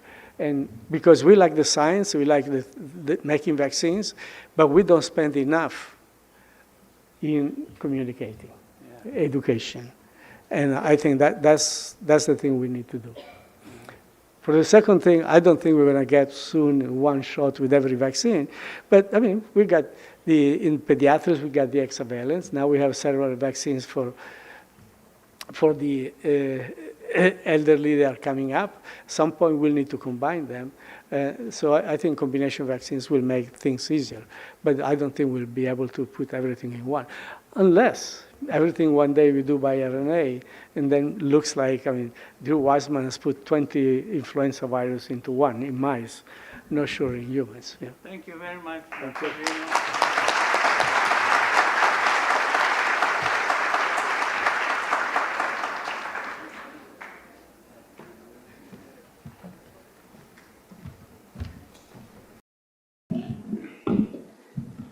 Obrigada, doutora Akira. Thank you, Dr. Rino. Thank you, Dr. Rino. Thank you, Dr. Akira. Kalinka, are you there with us? Kalinka. Kalinka, are you there with us? Does anybody know Kalinka? Kalinka Cariggio. Does anybody know this lady, Kalinka Cariggio? Well, if anybody knows her, we found her credit card. I purchased some chocolate at Copenhagen's on her credit card. I'm going to give it to her. If you happen to know Karinja Collegio, please tell her that we have her credit card. Well, now on with the program. I would like to invite as a chair of the panel of front lines of the fight against a global pandemic, the Oxford coronavirus vaccine, the director of Bio-Manguinhos, Maurício Zuma.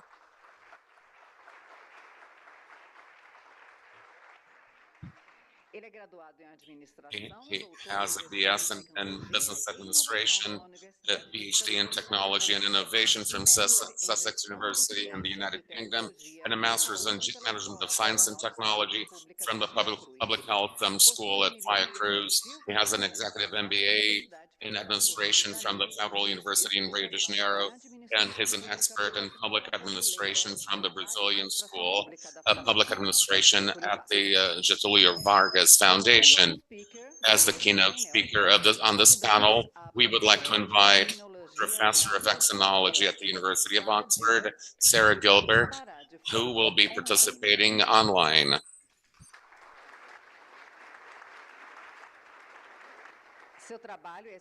Her work has been geared to the development of vaccines against influenza virus and viral pathogens, emerging viral pathogens. She led the team to develop the COVID-19 vaccine at the University of Oxford. She is one of the 100 most influential women on the list of the BBC in 2020. As a speaker on this panel, I'd like to invite Global Health Professor in Vaccinology, Professor in Infectious Diseases and Pediatrics from the University of Oxford, Sue N. Costa Clemmens,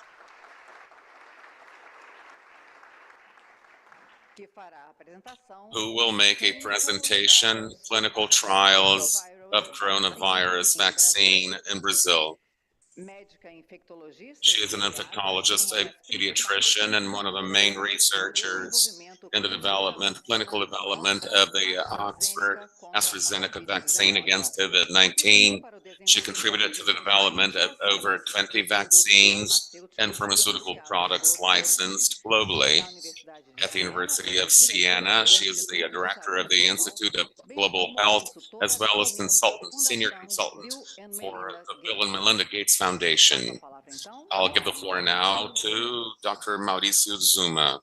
Good afternoon, everyone, ladies and gentlemen. It's a pleasure to be back here on this panel. We're getting to the end of the closing ceremony of our symposium. We've had excellent lectures, and we hope to finish with in the grand style. We're going to have excellent lectures by two distinguished experts. I think this last panel will be extremely useful, and then we'll have the closing ceremony and the awarding of prizes. Vamos começar com... Sarah, are you hearing us? I can hear you. Yes, good afternoon. I hope you can hear me. Yeah. Thank you very much for inviting me to speak with you this afternoon.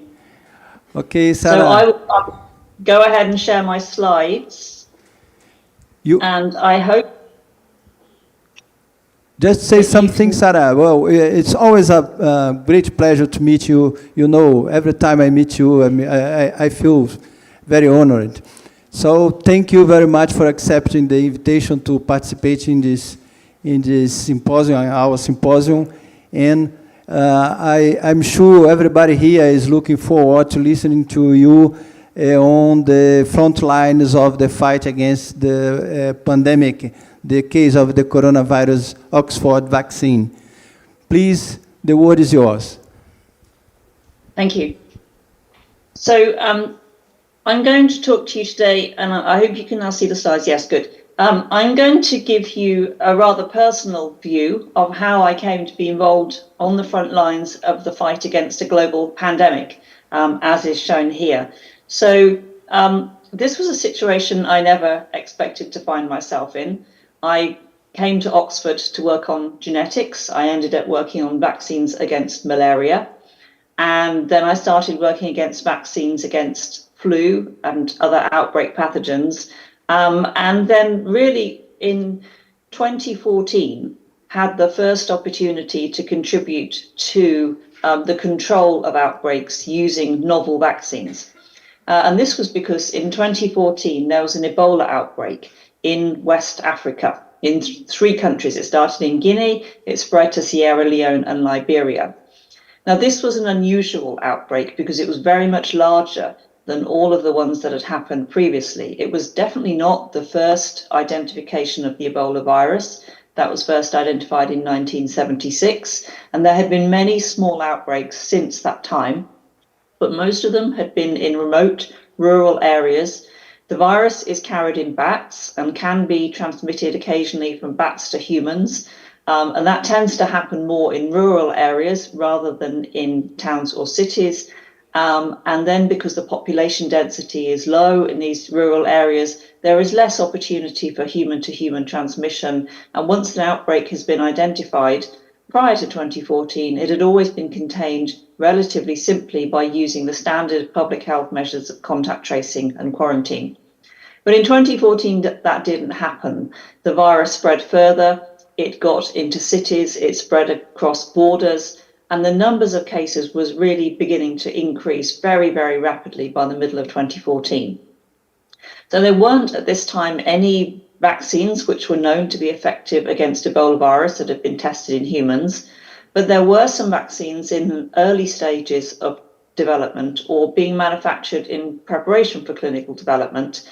And a group of us at Oxford were asked to take part in testing one of these vaccines. And the reason for that was that it was an adenovirus vectored vaccine, not ChAdOx1, but a ChAd3 vectored vaccine.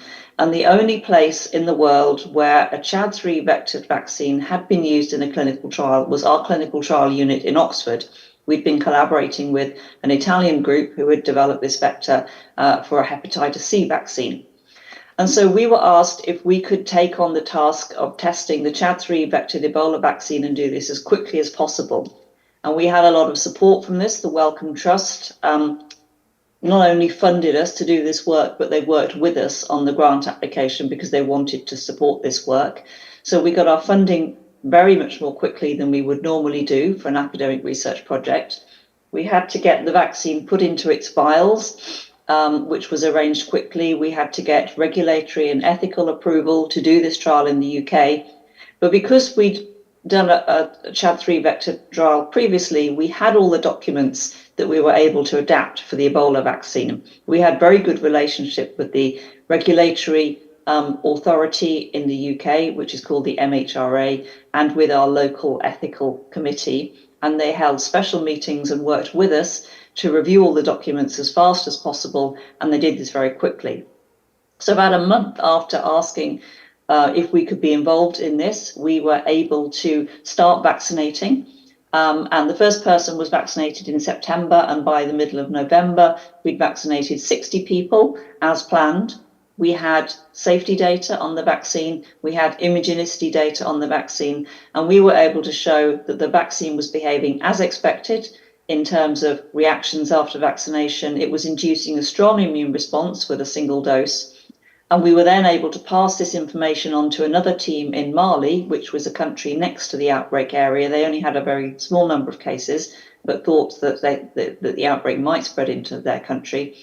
And then a second clinical trial was done in Mali and healthcare workers, again, only taking a month to do all of that trial. Another 60 people were vaccinated.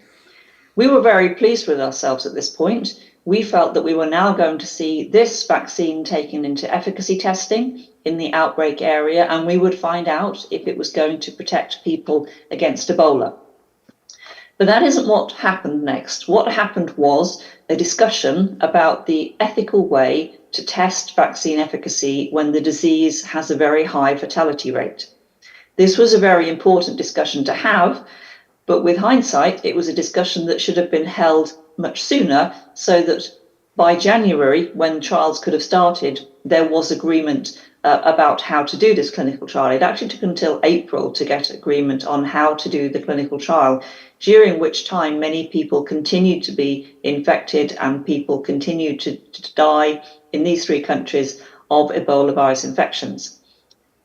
By the time the approval was given to start the efficacy trials, there was a plan to test more than one vaccine, the Chad3 vectored vaccine that we'd helped work on, and also Merck's VSV vectored Ebola vaccine. But actually case numbers were dropping rapidly in many countries, which clearly was a good thing, but it reduced the ability to test more than one vaccine. And the Chad3 vectored vaccine didn't ever get tested in these efficacy trials.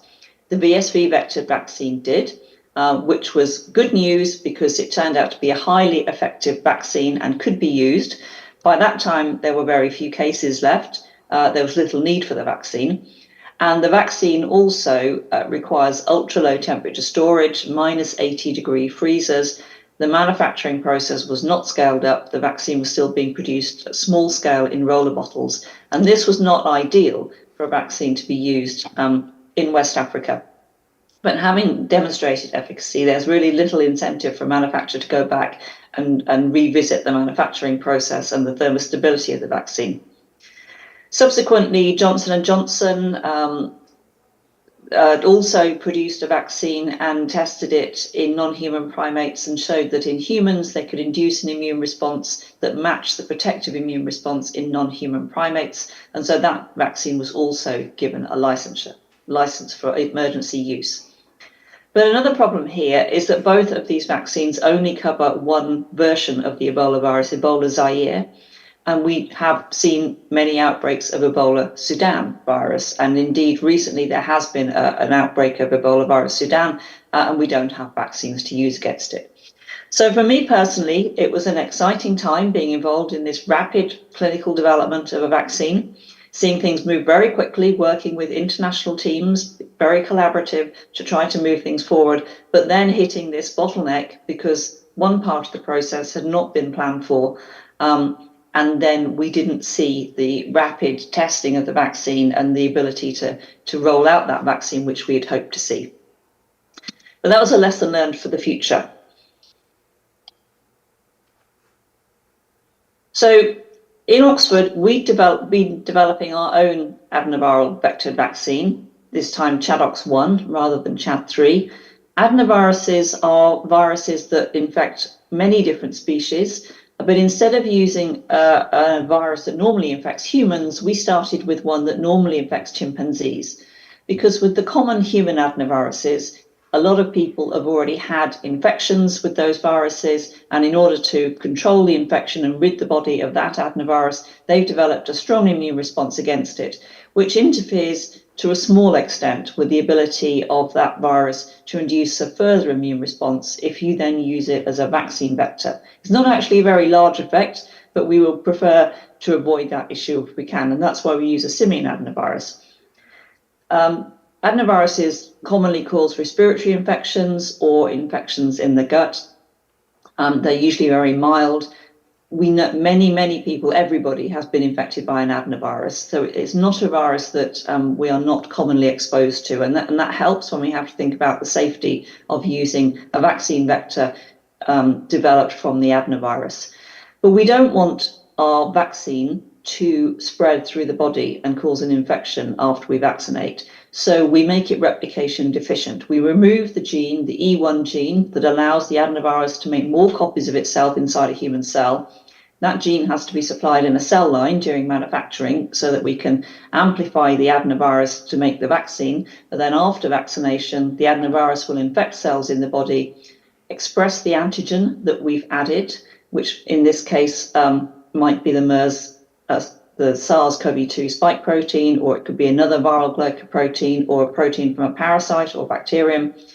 It will express that in large quantities, but then the vaccine virus does not make more copies of itself. It cannot spread through the body. So even if somebody has a weakened immune system, they are not in danger of a disseminated infection from this virus.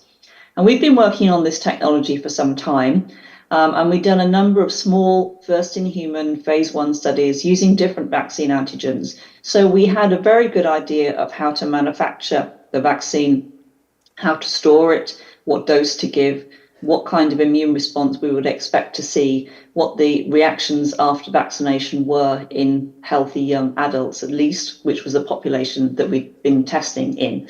More broadly, other simian adenoviruses had been tested in over 6,000 people, and this included babies in a malaria vaccine trial and older people in a flu vaccine trial. So we knew that this was a technology that could be used very broadly. And it's important to remember that if we want to go quickly in making a new vaccine, it's very helpful to be using what we call a platform technology. We have a lot of knowledge about the platform before we start to make the new vaccine. Much of the work has already been done, so we don't have to reinvent the wheel each time. We just have to do the last part of the process, put the new antigen into the viral vector, and it's the same approach for RNA vaccines, and then we can move very quickly through manufacturing the vaccine and getting into clinical development without having to take a very slow approach that we would have to if we were inventing a new type of vaccine every time we wanted to vaccinate against a different organism. So we've been using this viral vector to make vaccines, testing them in clinical trials. But post 2014 Ebola outbreak, it was recognized that the response to that outbreak from the world was poor. We needed to improve. There needed to be more investment, and there needed to be better use of platform technologies so that we were better prepared and able to go faster when we needed new vaccines against these outbreak pathogens. And what happened was that the WHO and a number of other organizations all came up with their lists of priority pathogens, the ones they were most worried about. And these lists were very similar from all the different organizations, and they all included the viruses Middle East Respiratory Syndrome, coronavirus, Lassa virus, and Nipah virus. And at the same time that was happening, the organization known as CEPI was being formed. This is the Coalition for Epidemic Preparedness and Innovation. And this received investment from many different organizations, including many governments from around the world. And CEPI then put out a call for vaccine developers to produce vaccines against MERS, Nipah, and Lassa. And together with Janssen Vaccines, Oxford University applied. And it took a long time to do this application. This was not the same experience that we had with the Ebola outbreak. This took about 18 months to get the funding approved. But finally it was, and we agreed with CEPI and Janssen and Oxford that we would work on these vaccines against these 3 viral diseases. So let me tell you a little bit more about those. Nipah virus is a very highly pathogenic virus. It's carried in fruit bats, and the viruses can drop contaminated fruit, which sometimes people will pick up and eat, or sometimes animals will pick up and eat and become infected with Nipah virus. It also gets into pots of date palm sap that are being collected, because the fruit bats like to get inside the pots collecting sap so they can drink the sap, and sometimes they contaminate it with Nipah virus. First identified in 1998, so relatively recently, and in humans has caused many small outbreaks with a very high case fatality rate. It can be up to 100% in some outbreaks. As shown on the slide here, you can see the number of cases just in one country, in Bangladesh, which has had most of the human infections. There has been a big public health campaign to try to improve the safety of date palm sap, and that has resulted in improvements in some years, but then in another year, cases will come back again. The virus is not extremely transmissible between people, but it can transmit from person to person, and this typically happens when somebody is caring for somebody else who has a Nipah virus infection, so family members and healthcare workers are at risk. In Bangladesh, they now have very good surveillance teams. They identify these cases very quickly and manage to quarantine those infected. But there are no vaccines and there is no specific treatment. It's just supportive therapy. The concern is that, as happened with Ebola in 2014, there could be a larger outbreak. It could happen in a country which is not as well primed to look out for it as Bangladesh is. because these fruit bats actually fly over very wide areas, so many countries are potentially at risk. And we don't have any vaccines against Nipah virus, but there is a vaccine against a very closely related virus called Hendra virus. Now, this is one that was found after it infected horses in Australia, again carried by bats, contaminating the pasture where the horses are grazing. Horses became infected, seriously ill, and people then in contact with the horses contracted Hendra virus from the horses. The way to deal with this was to develop a veterinary vaccine to protect the horses against Hendra virus. This was registered in 2015. And since that time, when horses in the area that is at risk from Hendra virus infection have been vaccinated, there have been no more human cases because humans are no longer at risk of exposure to horses that have Hendra viruses.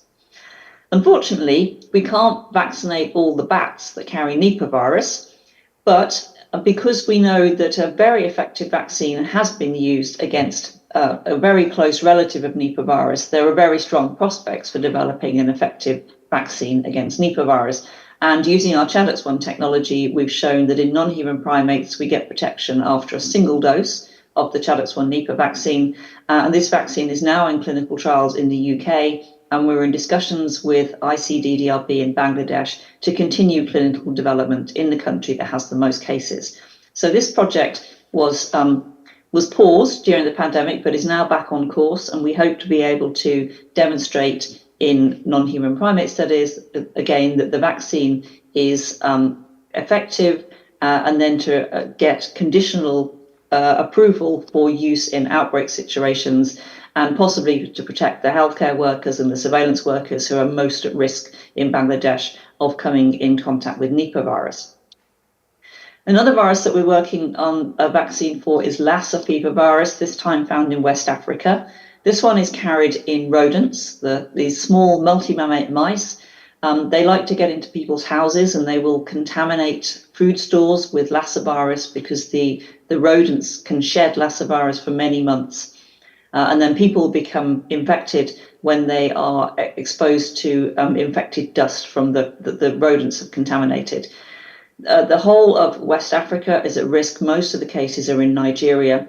And although infections in children may not be highly fatal, about 10% of children are left with permanent deafness after an infection. And this causes another long-term health problem. It's also extremely dangerous in pregnant women. We've been, again, working on a ChAdOx1 vectored vaccine against Lassa fever virus, again, protective in non-human primates. And this is now being manufactured in readiness for clinical trials, which we will start in Oxford and then, as quickly as possible, move into further clinical development in West Africa, the area that's affected by this virus. But one we've been working on for longer was Middle East respiratory syndrome. We had UK funding prior to the formation of CEPI. This is a coronavirus. It's now endemic in camels in the Middle East, although that hasn't been the case for very many decades. But people who are exposed to camels can be infected with MERS.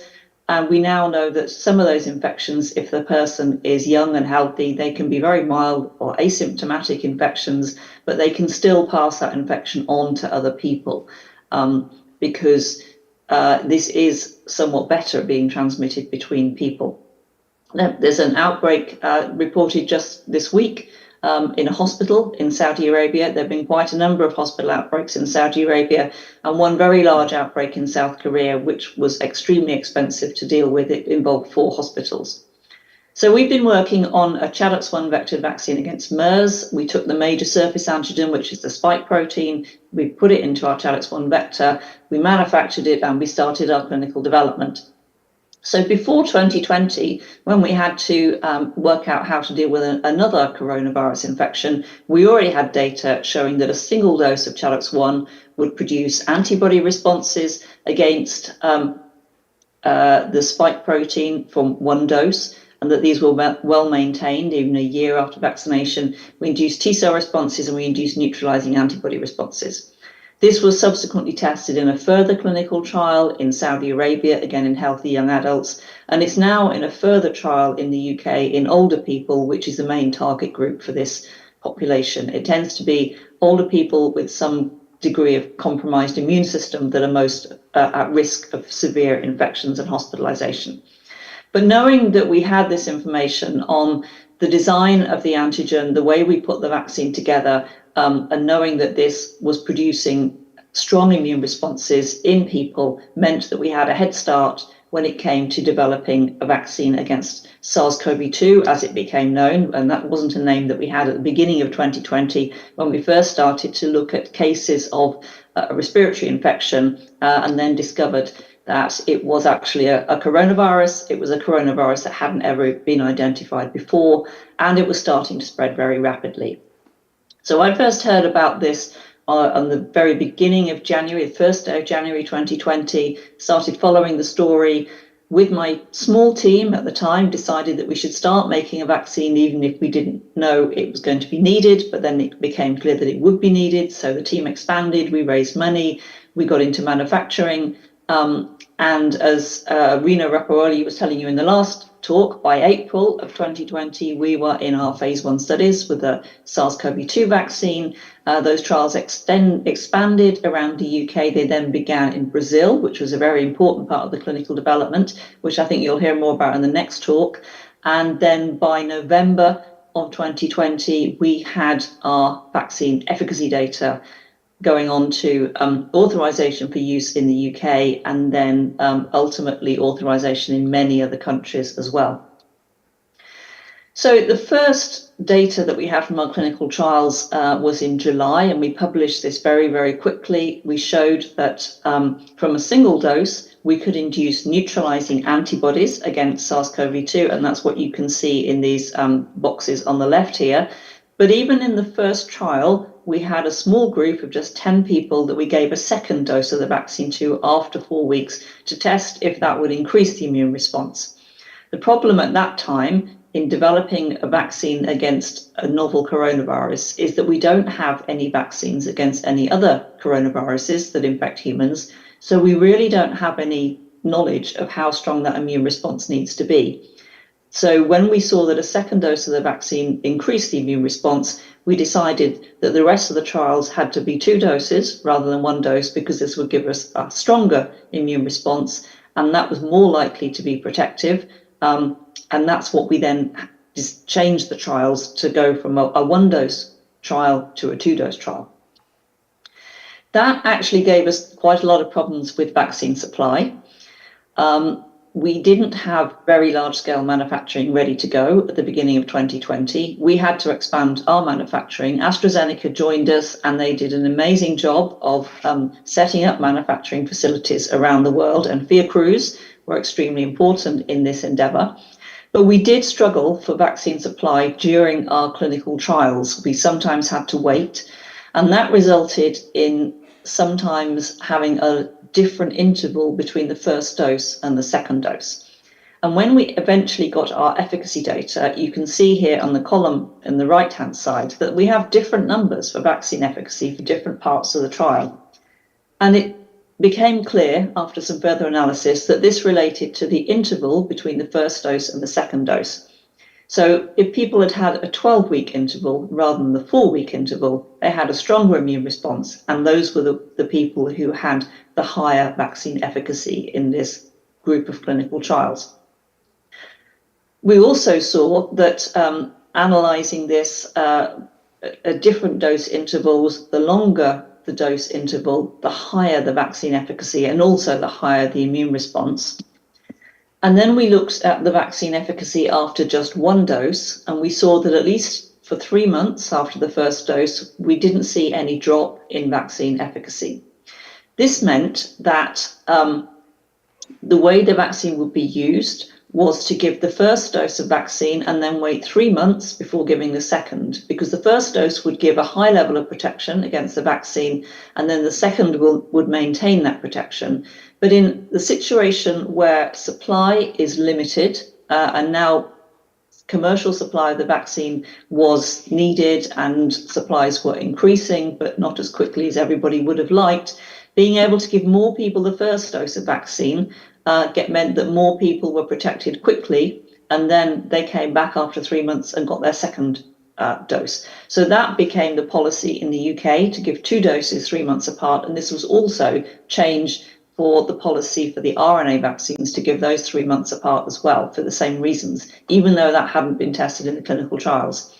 And here you can see our chief investigator of the UK trials, Professor Sir Andrew Pollard, receiving his vaccine on the first day that the vaccine was licensed for use in the UK. So what about all those different numbers in the efficacy trials? Well, it's quite confusing having lots of different numbers. But what we have to remember is that it depends on the question that we ask, as well as the way that we deliver the vaccines.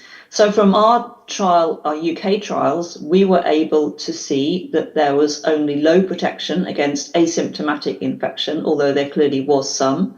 This was determined by asking the volunteers to send in nasal swabs every week. So sometimes we knew they were infected, even though they didn't. We had a higher degree of protection against mild illness and 100% against severe illness and death.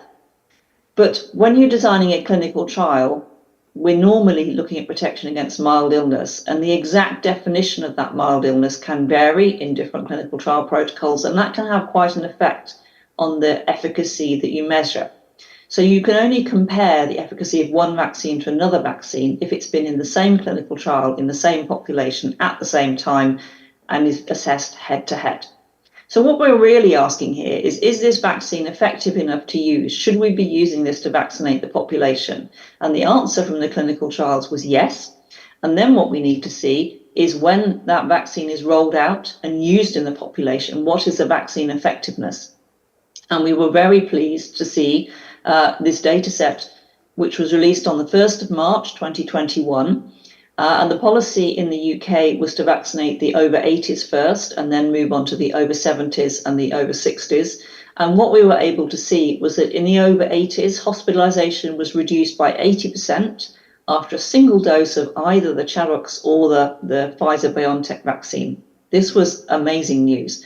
We saw that in the over 70s, again, one dose, we were getting protection against symptomatic disease, not just hospitalization, and deaths in the over 80s who had been vaccinated were reducing faster than in the younger age groups who hadn't.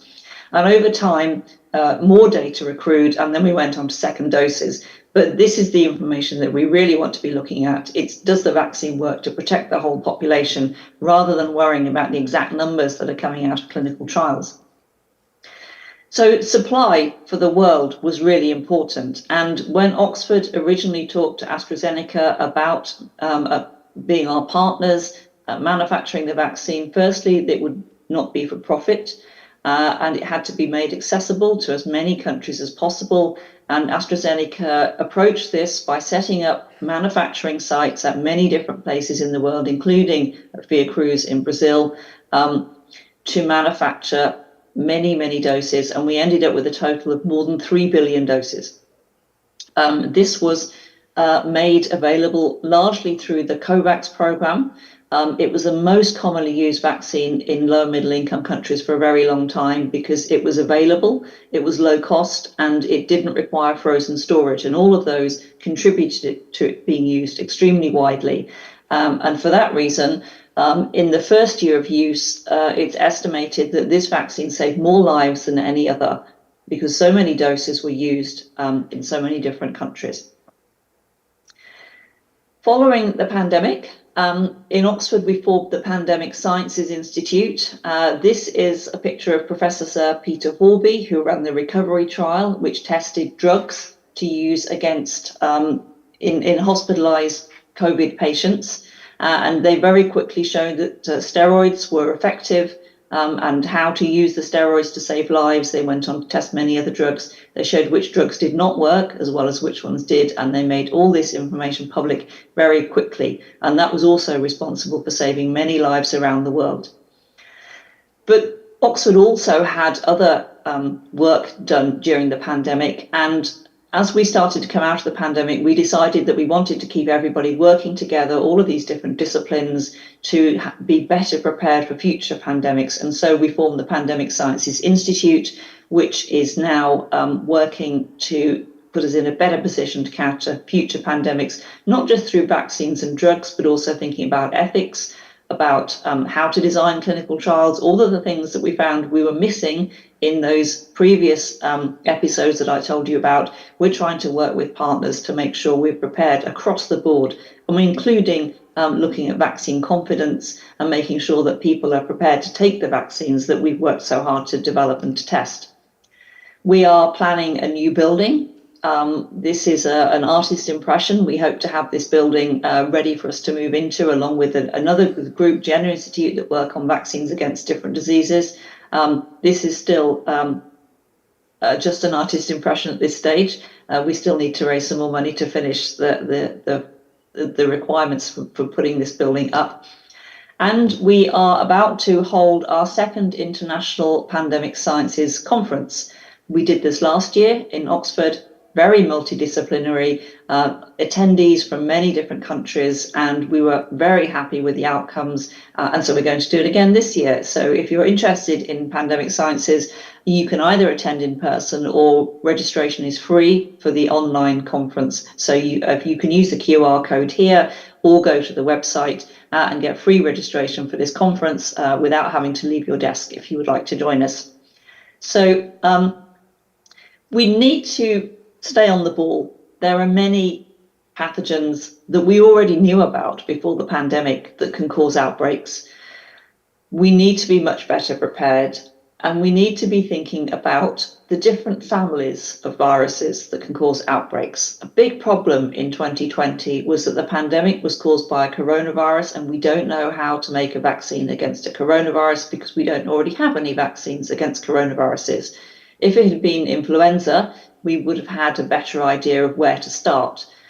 But we now have to look at the different families of viruses, the filoviruses, the bunyaviruses, the henipaviruses, and make sure that we understand what is required to produce a protective vaccine against each of these viral families. That will mean that we will have vaccines stockpiled ready to use in outbreaks, but also if a new virus is identified, it's likely to be one of the members of these families, and we can then, as we did with the MERS vaccine informing the design of the COVID vaccine, we can use the vaccines that we've already made to tell us the best approach to making vaccines against new viruses that are close relatives. So there's a lot of work to do, but I do think that if we continue to do this and work with all of our partners around the world, we can be better prepared for future outbreaks and future pandemics. So I'm going to stop there and just leave you with my thanks to all of those who took part in our clinical trials in all of the different countries that they happened in, to AstraZeneca, our amazing manufacturing partners, the team in Oxford, the teams in Brazil and South Africa, where other clinical trials took place, and of course our funders, without which we wouldn't have been able to do this work. Unfortunately, we were able to get the funding quickly in 2020 when we really needed it, so that we could get on and make a vaccine and then share it with everybody else. Thank you.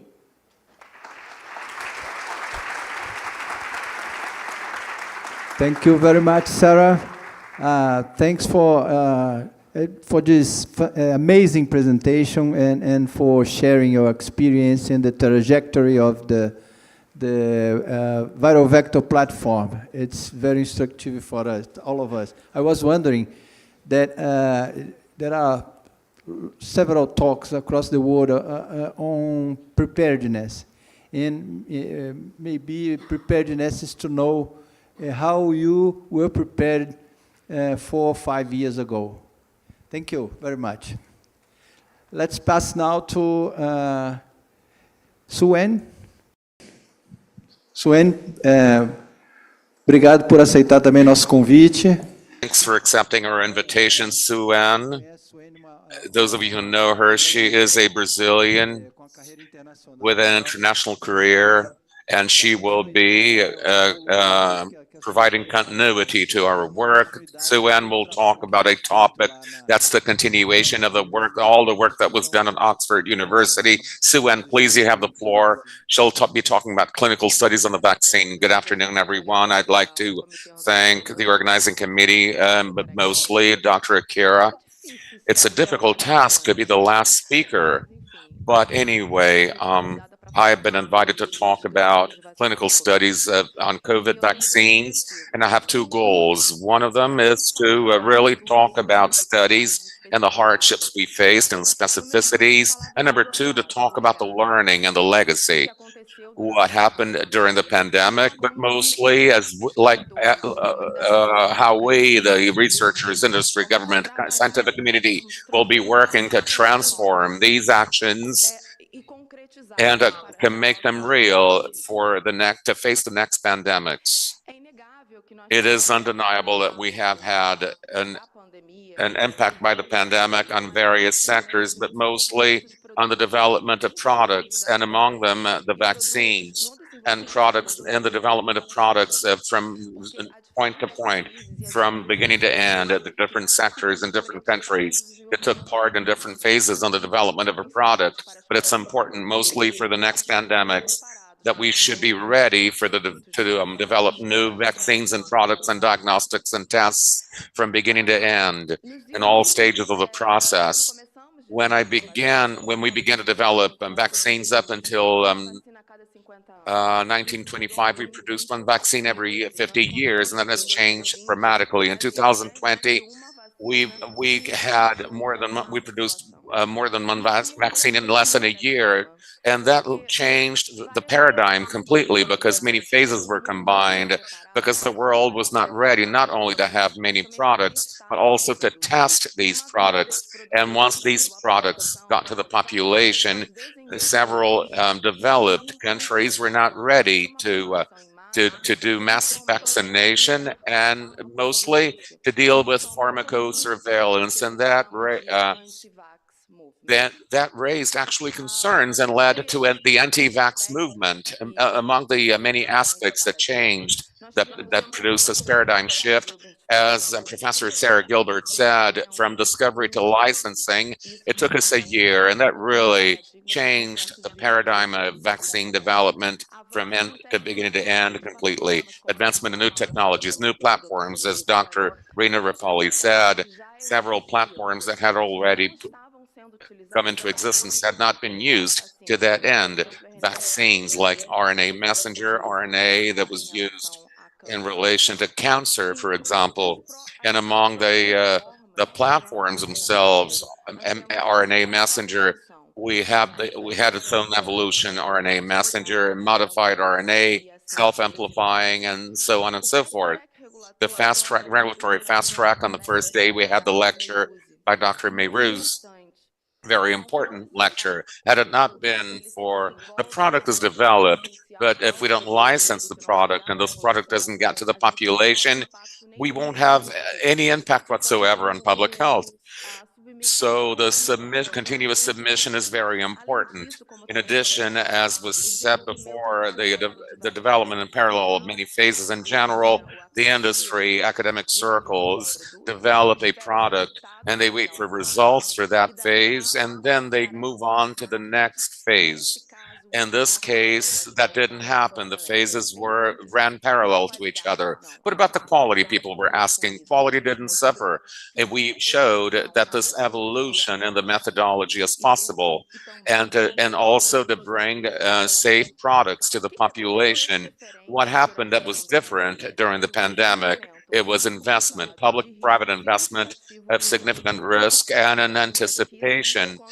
There is, as in research and infrastructure, as well as in manufacturing, and that was not done before. As I said before, it was one phase after another in the sequence. A product that had not had its efficacy proven, it wouldn't have been produced on a large scale, like the case in the COVID.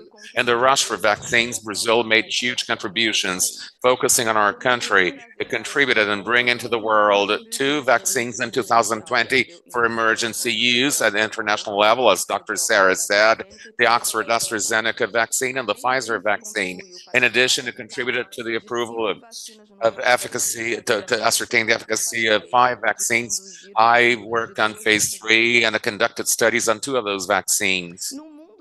In an ideal world, we have various aspects to think about in clinical research, and we have time and we have time to provide capacity building to the teams and scientists. I try to allocate in two different areas: investigators, researchers, and qualified centers. And in the country, what do we think when we develop a product and we start the global development project? We think of a country with a laboratory that will be able to produce clinical trial material. There is a CRO. There are regulatory times, acceptable schedules that won't hold back the clinical development. And as for researchers and centers, I'm not going to go into detail, but the curriculum of that scientist should at least have 25 to 50% of its personnel already trained in clinical development with a great deal of expertise in that area. And there should be other departments that will contribute to the formation of a center of excellence. Obviously, we're thinking of other things as well, like epidemiology in relation to the product that we're developing, and ethnic and economic diversity, among other factors. Ethnic diversity, inclusivity. The pandemic left us with little time. The world was in lockdown. The air traffic was scarce, and health professionals and in general help us develop the new clinical research. We're on the front lines of the pandemic. So there was a scarcity of qualified personnel and insufficient centers with the proper qualification.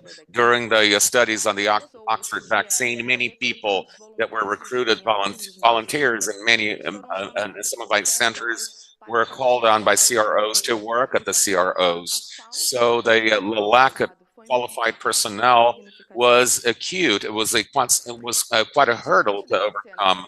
Given the scenario, many institutions had leadership, exerted leadership, and they sought to prepare centers to welcome phase 3 studies. And that was good. I'm glad the world and scientists and producers were able to get there with many, to take several molecules to phase 3, but there were not enough centers. The Bill Melinda Gates Foundation invested billions of dollars in this project that we call site readiness. And the idea was to really work on by region. I got Latin America, and we were able to identify and map out 22 centers and qualify, train, and equip. And in 4 months, in the course of the pandemic, we provided capacity building to over 600 people. But interestingly enough, we wanted centers that could adapt easily to the situation of the pandemic, centers that would have quick recruitment and high quality recruitment with regulatory fast track, capable of increasing resources, human resources and infrastructure, that is training, but most importantly, the physical venue, physical space, because of what was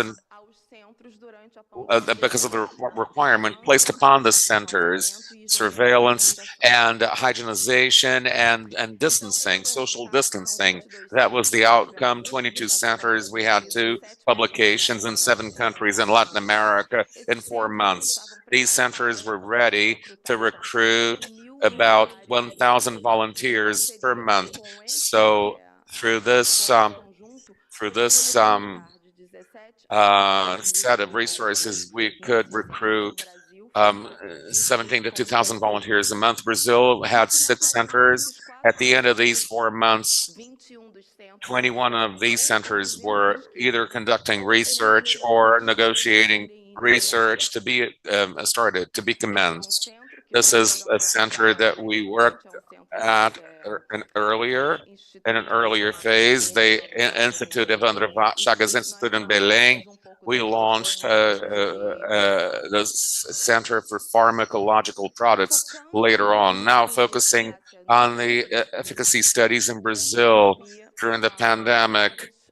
Several projects were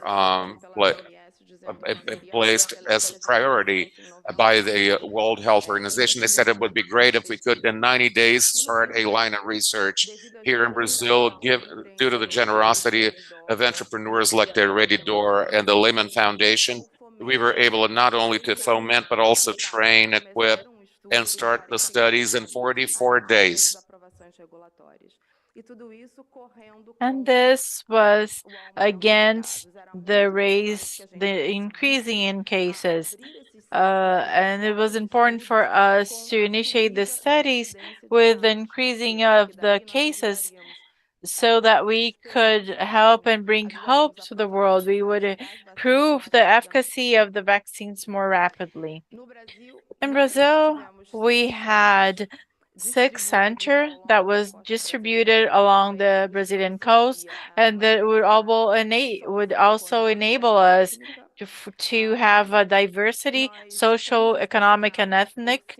We were selected by 5 regulatory agencies, and we didn't have any problem. And this shows the quality of the process and the speed of the recruitment.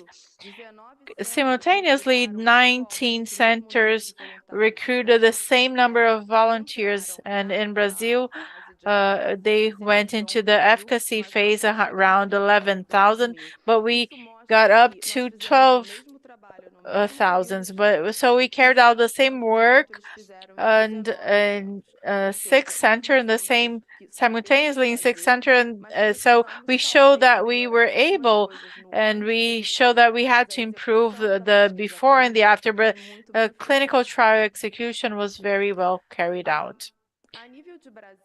So considering Brazil and Brazilian level, we had prepared in 4 weeks, and we had the CRIO Unifesp, where we show this warehouse, which was full of hospital material, and we transformed it in 4 weeks in the centers that most recruited in Brazil. This was the center that most had the most recruits, and we transformed a basketball court into a center. So we had 17 subjects, and it led this research and also Janssen's research with the variants that we had, and also cover and also the booster studies.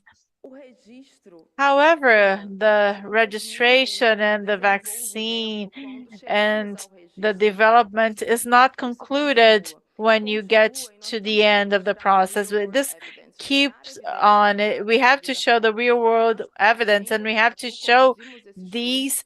And we conducted this in Botucatu, and with the municipality governments and all the health secretariat, we were able to vaccinate 68,000 people in 10 hours.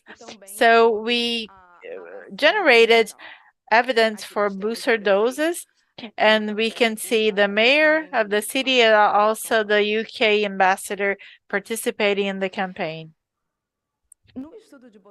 In the Botucatu study, we made social action. We collected 10 tons of food, and another real-world evidence study that we carried out, led by Fiocruz, was in the Maré complex, and we took these 110 tons of food and we distributed in this study. So we not only learned how to improve this logistics, because recruiting 68,000 people in 10 hours, it's not an easy task, but we were also were able to donate to this community.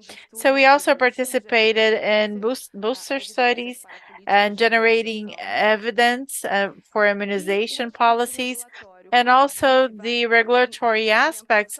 As I've said, in the implementation of the study, we participated in the contribution, and regarding the regulatory framework, we accomplished a very important role, and until then we were not within this regulatory sphere in a way that was attractive to international bodies. So after the pandemic, we cannot go back to the previous scenario. So in my group, we invited Mr. Bahatores and his team, Oxford, and he was received in Oxford and also by CEP to discuss the future of the guidelines and regulatory guidelines post-pandemic. We cannot, Brazil cannot leave this international scenario.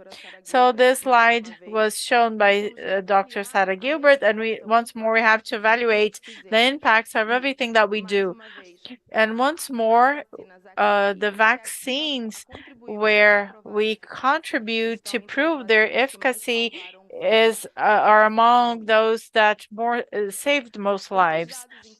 And other important data is that Brazil contributed with more than 7% among all the COVID studies worldwide. So this is very relevant, and we cannot stop here. We are creating training courses in the graduation course, undergraduation course, because the training is very important for the clinical research centers.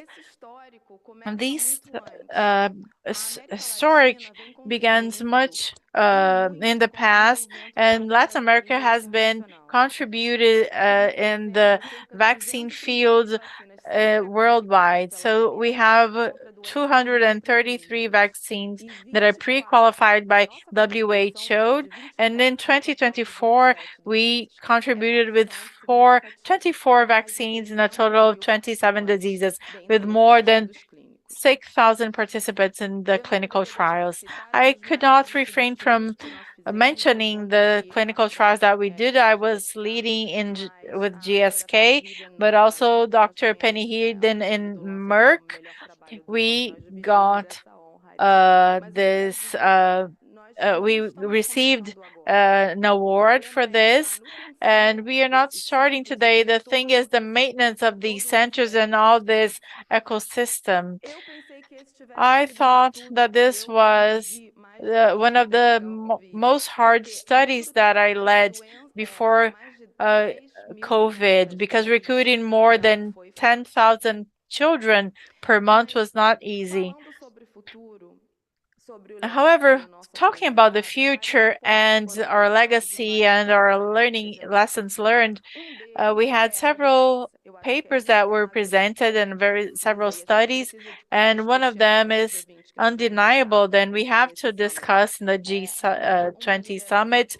We have to have global leadership for these aspects. Number two, we have to talk about funding, and otherwise we won't get anywhere. And once more, coming back to our sphere on the left, you can see the clinical trial centers that are prepared to use.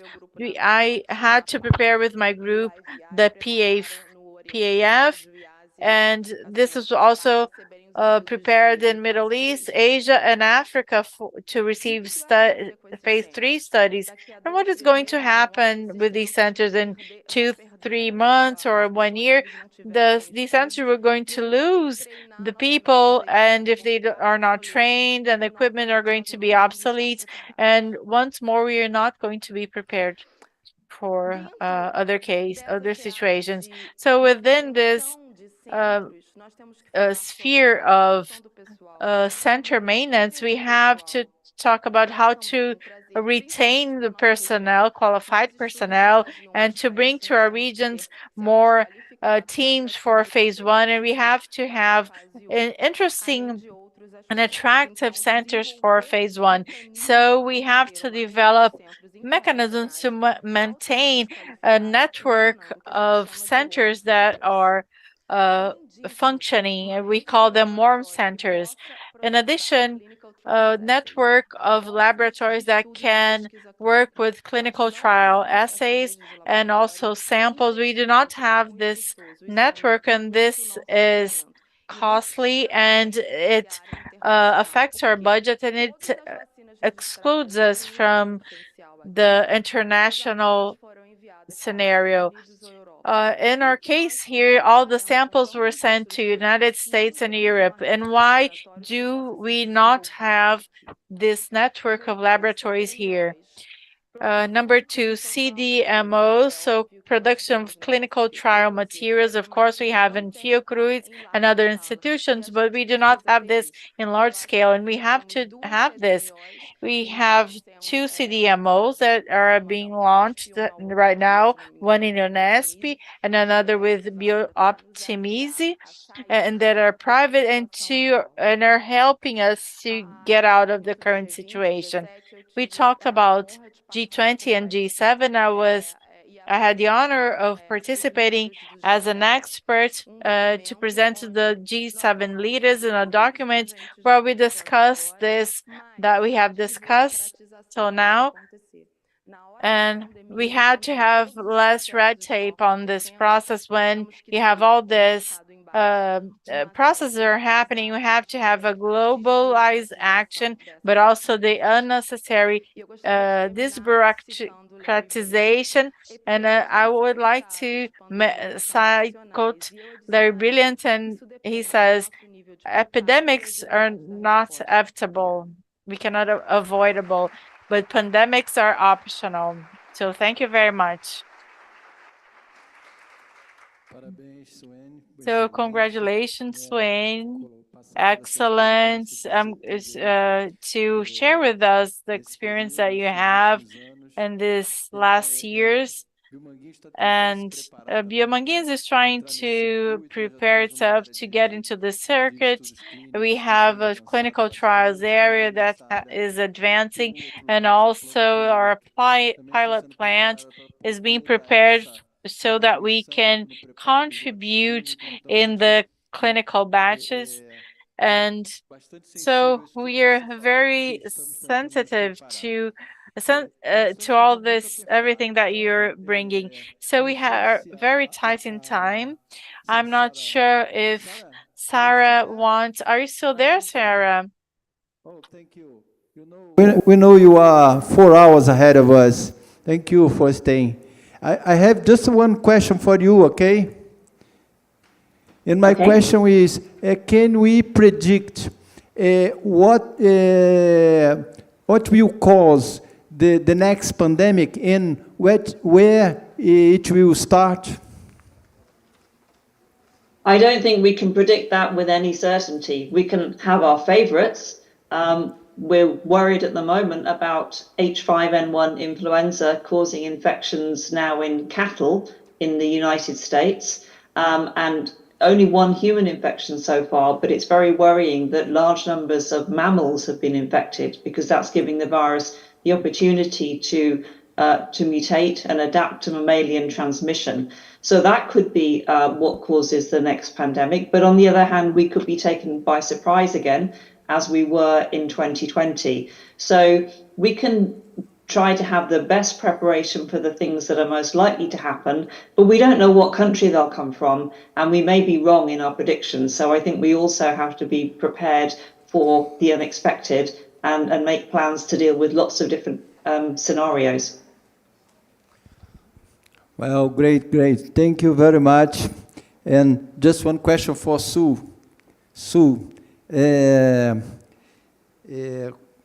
como que a gente pode criar e manter uma rede? How can we create and keep an international network that is active and prepared for a next sanitary emergency? Thank you very much for your question. It's very relevant. It's the dream of all researchers to have a warm site prepared for this and how to do so. I believe that we need a consortium with international institutions for fostering governments, the industry, academia, so that we can map countries and center and create these centers of excellence. Some of them will be improved, better equipped, but the main issue is to bring the studies, because these centers have sequential studies, and what eliminates the center is having this interval with no activity at all, that we call in development the valley of death. So if you have these overqualified centers with people that are qualified, and they do not have any studies happening. I see this with my students in Africa. They end up opening a drugstore or working at the local bank. And when we see those people who are qualified for this function, which is not easy, because doing a clinical trial is not a matter of only recruiting, but we have to meet all the regulatory requirements so that we can have a report that is submitted and approved. So this person is working at a local bank or a drugstore to survive. So it's not exactly the case of the Brazilian centers, but I've seen this happening in several centers in Brazil where we have to relive the team and centers that became obsolete. And also the Evandro Chagas Center. I carried out a rotavirus study there, and I went back there, and they do not have roof over their heads. So it's very sad to see a center that can produce a lot and be in this state. So the institutions and the actors collaborate, so fostering institutions, funding institutions, governments, private sectors, and they should keep on nurturing these centers so that when we need and we have the next pandemic happening, that we have a place for shelter. So thank you very much, Sue, and Obrigado a todos. Estamos finalizando o nosso painel. Sarah, can you stay for just 1 minute? Just 1 minute for a picture. Let's take a picture in front of the panel with you.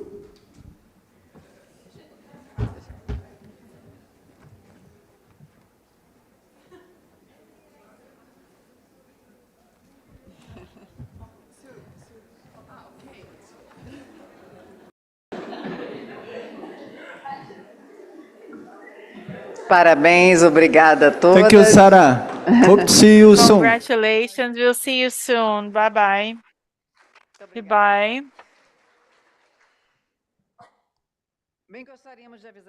So we'd like to announce that your certificates will be available for download on your profile in the application next week. So I would like to remind you that we have, after the award ceremony, we have the presentation with the Mulheres de Chico Band. We cannot miss it because it's Friday. Thank God it's Friday. So I would like to thank once more to the sponsors and the supporters of these events: Sanofi, Promega, GSK, Biotech, Citiva, Sykes, Cefid, Beckman Coulter, Bionovis, AstraZeneca, Getúlio Vargas Foundation, and Croda. So moving forward with the event, so before the great award ceremony, I invite to the stage Maurício Zuma, Director of Bio-Manguinhos, and the coordinator of the event, Akira Homma.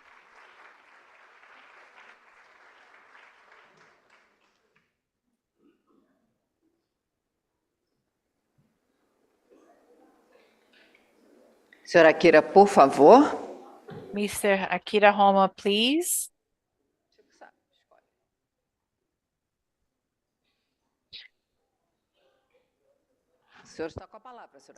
So you have the floor, Mr. Akira Homma.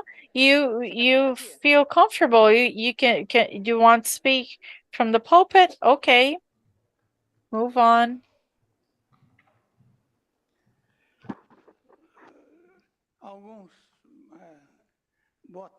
So good afternoon, you all. We're getting to the end. I think everyone is tired and wanting to go home. You're just waiting for the award ceremony to happen. So I would like to say some information, and for you to have the notion of the dimension of what we went through in these years. So it were 3,300 participants in the first time for many countries, and 800 participants here in the foundation, and more than 14 online access during these 3 days. And also more than 1,200 and more than votings in posters in the application. These were really important milestones. There was a great movement here. It's important to say that we have 52 speakers, 50% of them were foreigners. I think we're actually putting together, bringing all the information and engaging interaction and boosting exchanges and providing a forum for all of us to come together and exchange views and establish partnerships and so on. I would like to finish like I started at the opening. I would like to thank the executive committee of Bio-Manguinhos, all the support we got from them. It's continuous support, all the sponsors that came, that brought in resources that allowed us to put together this wonderful event. Can you blow it up so we can actually see them? If you could give us more funding in the future, we'll have even more wonderful events like this one. Our master ceremonies and all the support team, thank you so much. Your work has been wonderful. It facilitated our work and the activities, and so we could do everything so smoothly. And also, I'd like to thank the ASCON for your cooperation, for your participation. Direct participation will be getting better and better. The scientific commission that for the whole year, we had interactions to improve and to have the program that as brilliant as the one we had, and we have to improve. We have to improve. Like I said on the first day, we also hope to get suggestions from all of you in order to enhance our activities and fine-tune whatever glitches we might have had. I'd like to thank the assessment committee for awards. You should be waiting, but it's a committee. It's an independent committee. There's nobody from Bio-Manguinhos, let alone Fiocruz and Bio-Manguinhos. They're all independent. It's an independent high-level committee, scientific technical committee, and we'll get to know the laureates in a minute. I'd like to thank Giselle, I don't know why she does everything. I don't know what hat she's wearing today. I don't know what role she's performing. She's executive secretary, and also where is she? Silvana. Where is she? She worked so strenuously. I ask and that's a note of thank you to everyone, to every participant. You are the ones that turned this event into a reality. You have brought life into this seminar. Thank you. Thank you, and let's keep working together. So we will have another seminar, the 9th seminar, and hopefully it's going to be even better than the one we just finished. And we rely on you to make it happen. Dr. Akira, thank you. Let's the two of us together. I'll be very brief, but I'd like to focus on what Dr. Akira just said. I think the event was wonderful. We've had so much feedback, and we a great deal of positive feedback on the quality of congratulating on the quality of the speakers, on the presentations and the infrastructure and the organization. I got messages, I passed them on to the areas, to the concerned areas. all the notes of thank you and the congratulations. Surely, all the efforts that were undertaken by the team, by the scientific team led by Dr. Akira and the organizing committee of ASCON and Dr. Akira and Giselle and ASCON that made everything possible in terms of infrastructure and organization. I think that produced more fruit and that yielded the results that we expected, high quality outcomes. And I'm sure it led not only to more knowledge being disseminated, but also the exchange of new ideas. There were many meetings, and that was not publicized, but there was a meeting room right here. There were many meetings in which we discussed new opportunities for partnership and improvement of products. So I think that we're fulfilling all the goals that we aspired to fulfill. And like Dr. Akira just said, we will make the greatest efforts so that we will have an even better symposium next year. Next week, we'll be starting again. And all the thank you notes that Dr. Akira said, I'd like to repeat them to everyone. I forgot to mention the sponsors.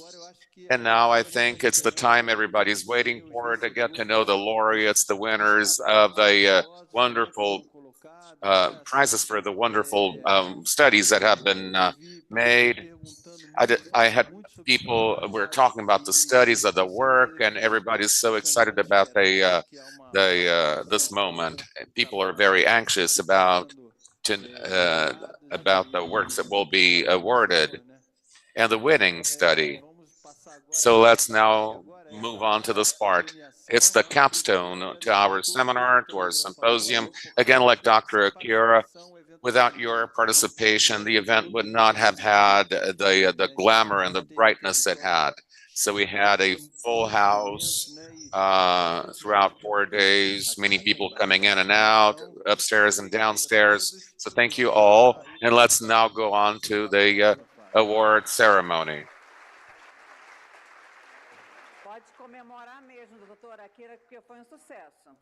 We had a successful event. Picture now, group picture. Thank you. Congratulations. Yet another picture.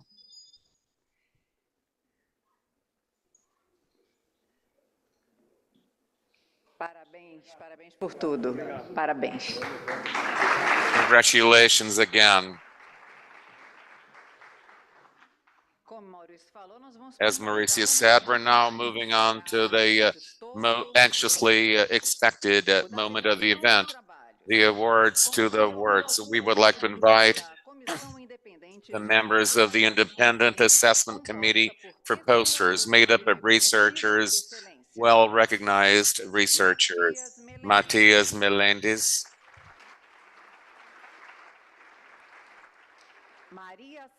Maria Sato,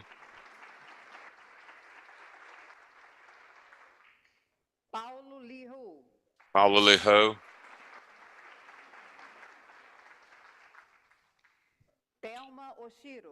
Thelma Oshiro,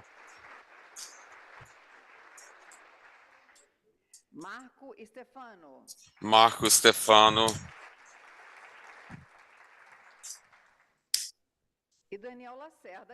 and Daniel Lacerda, who will be with us online.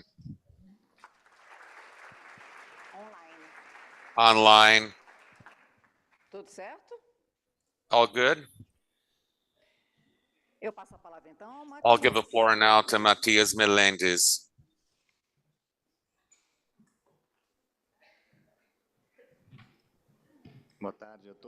Good afternoon, everyone. Wrapping up a week full of excellent presentations. I can only imagine that the youngest among us and not the not so young among us want to know who won and who didn't win. We're going to wrap up with the awards at the 8th International Symposium on Immunobiologicals. For me, it's an honor to be here today in front of you. I am not part of the vaccine world.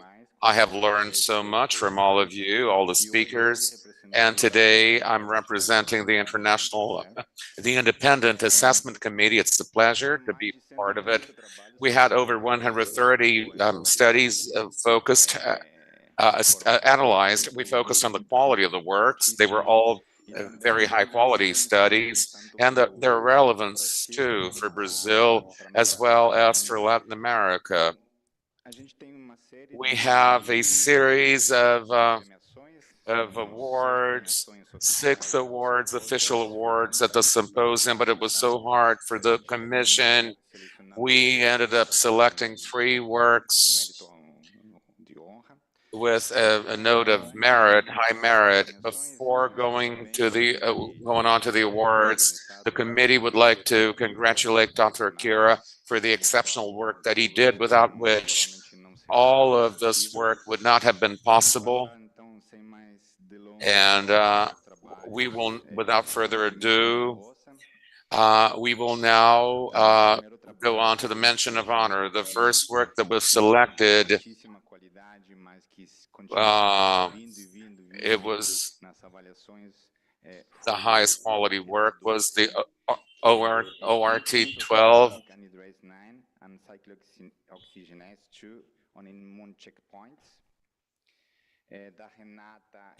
a work by Renata Schneider, Piveta. I don't know if Renata Schweta is here. The work on the modulation of expression of MD1 and in vitro. I will call on Dr. Thelma, please, to award the certificate.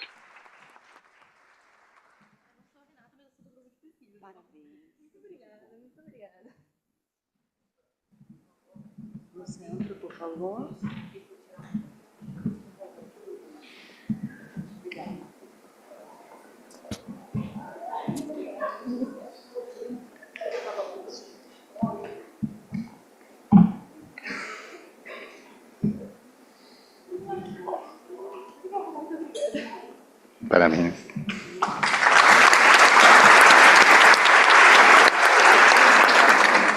O segundo trabalho que chamou muito. The second work that drew our attention enormously was a work undertaken by Vanessa Araújo Carvalho, Bio-22, nanoparticle-based vaccine formulation and immunization strategy, exploiting CAPS against SARS-CoV-2, and the work assessed the production of neutralizing antibodies for COVID, for SARS-CoV-2, produced in bovines. Is Vanessa around us, or a member of her work group, perhaps? Congratulations to the work group. We'll move on to the next one. There's nobody. Anyway, congratulations. The third study, Bio-14, Ashman design of a human-like asparaginase strategy to improve catalytic efficiency. It's the work by Maísa Pessoa, and they assessed and the development of production of mutants.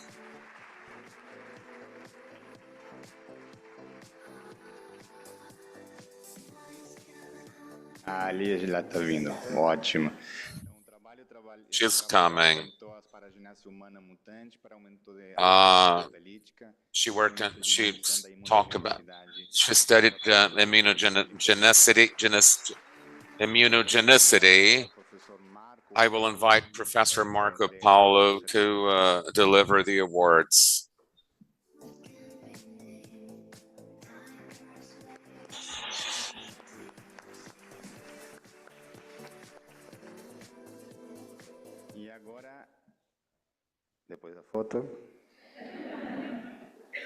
And after the picture, and now you voted on Professor Akira, said that there were over 1,000 votes. mestre de cerimônia para fazer a apresentação do pôster selecionado por vocês.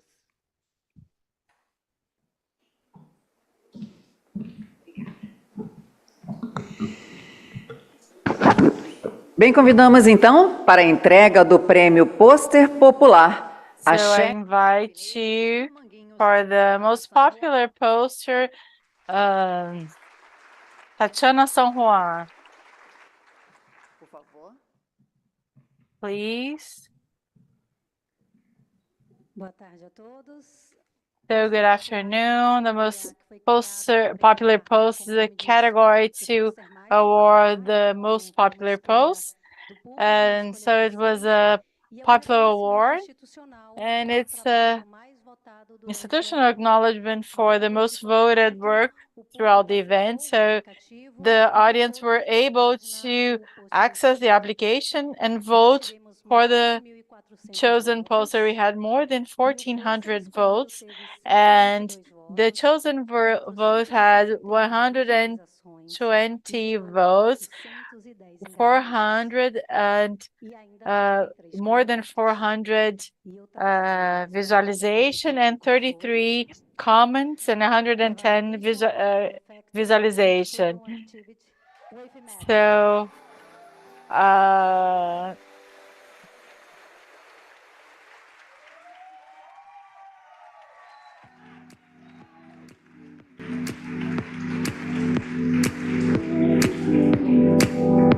Da autoria de Carla Soares e todo o grupo. And Carlos Soares are the authors and all the group. Congratulations.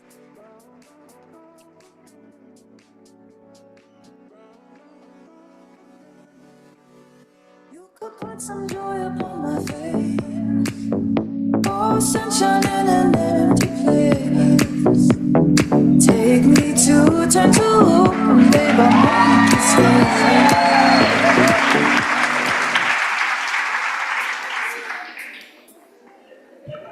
Você não quer falar nada, não? Do you want to make any comments? No? Okay. You won. Do you know what this means? Come on, say some words. Come and thank. Seize your moment. So good afternoon. I would like to thank you all who were interested in our work. It's a great privilege, and we are very happy. I would like to thank my team that together we were able to develop this work, and I would like to thank my laboratory, Ana Monteiro. So thank you very much. This is very important for us, especially us who work with neglected diseases. It's a great, with great pride to be able to receive this acknowledgement. And I'm very nervous. Thank you very much.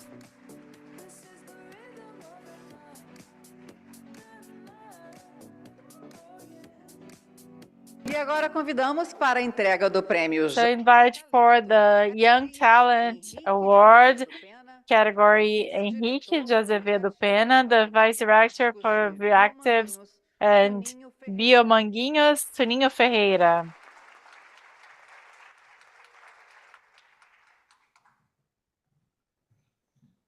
Obrigado aí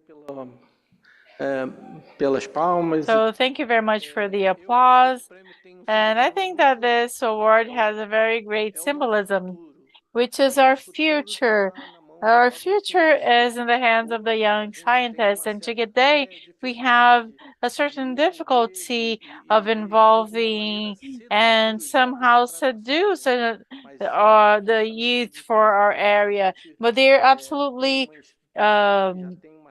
indispensable. We have this institution that has a certain age, and we have to find a way of finding these and to acknowledge the young scientists, and we are very much interested in this work, and this work is very nice, and we all value it very much.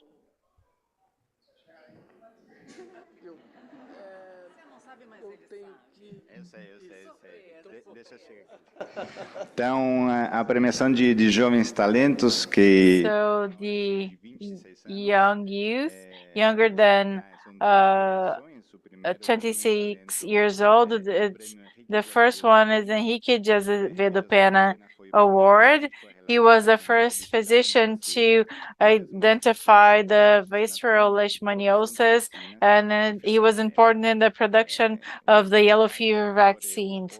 And the winning work is ORT22, so CAR T cells and Sleeping Beauty transfer cells.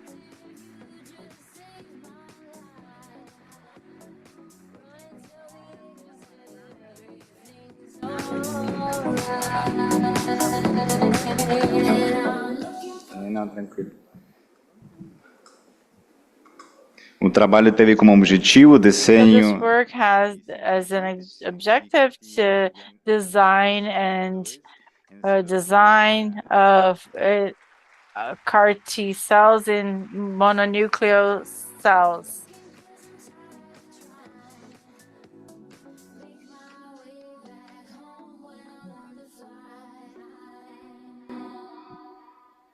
Laila. Laila, please say some words.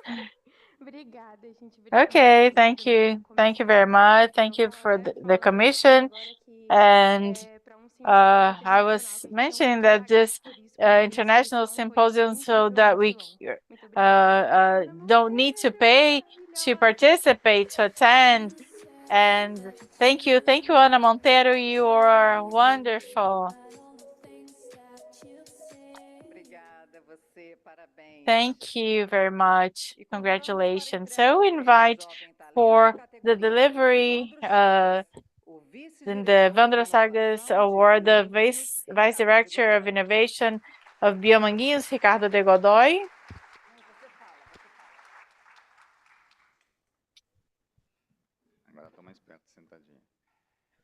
Okay, now he's closer now. Okay, the young talent, Evandro Chagas, he was a physician that brought significant studies in the Chagas disease, and the winning work was RRT13. comparison between Biotech2, Malitov, and 16S RNA gene sequencing. A ganhadora é a Maria Luisa. And the winning is Maria Luisa Soares de Souza.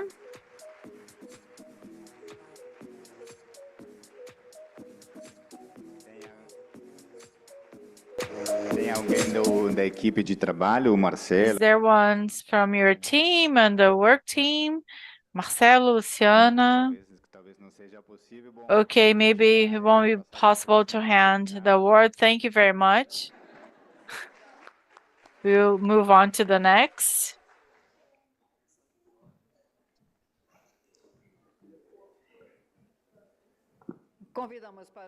So invite for the handing of the Sérgio Arouca to Biológico Luiz Lima from Bio-Manguinhos.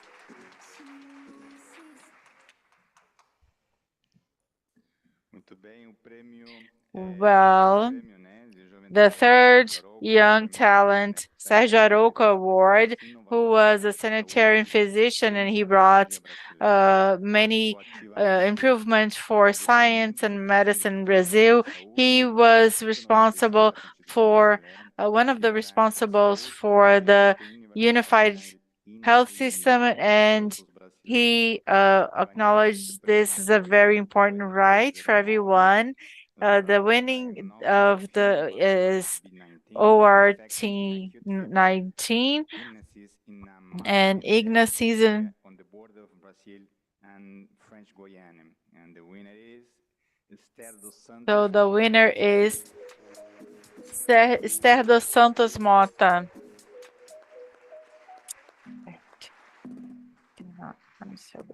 Ou alguém do time. Muito bem.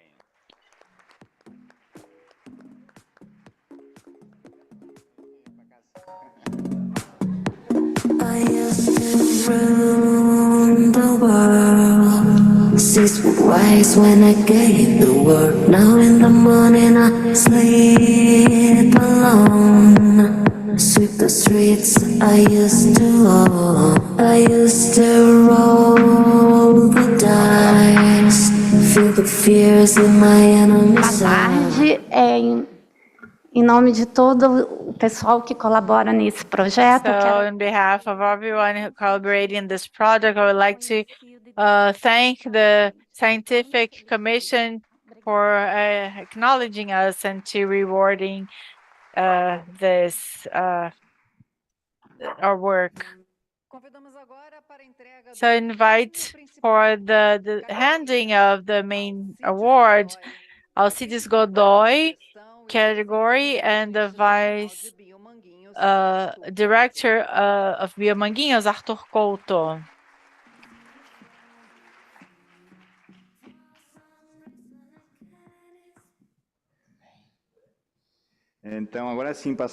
Okay, now we pass to the greater awards. The children have been well awarded. So, Sinos Godoy, who was a physician and inventor of the first patented vaccine in Brazil. And the winner of this work is one for implementation of lead time for pharmaceutical inputs and quality control. So this the winner is Ana Paula Roque.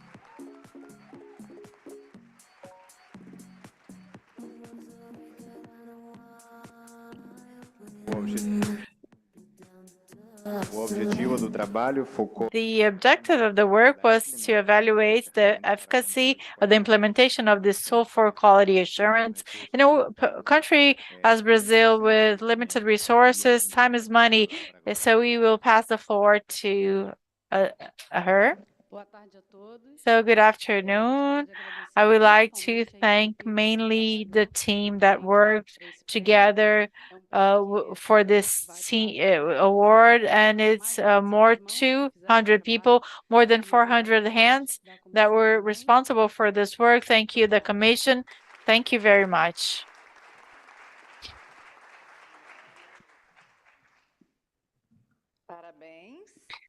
So congratulations. We invite for the handing out of the award, the coordinator of the technical coordinator of the event, Mr. Akira Homma.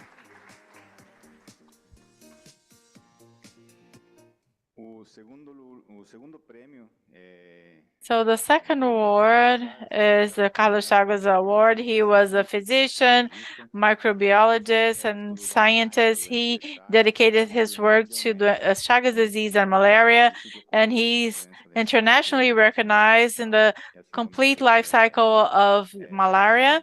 And the winner is URT11 with a generation allergenic 19 BBZ catus using generation of allergenic, and the winner is Eduardo Manarino.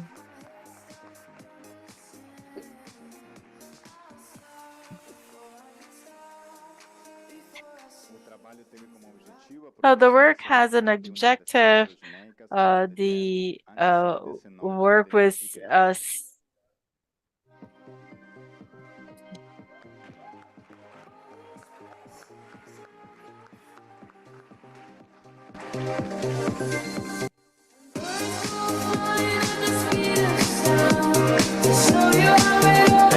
Então, eu gostaria de agradecer. I'd like to thank the commission and Anna as well, and those who were able to look at the work and those who supported me.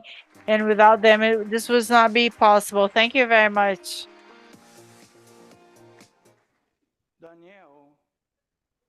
So, Daniel,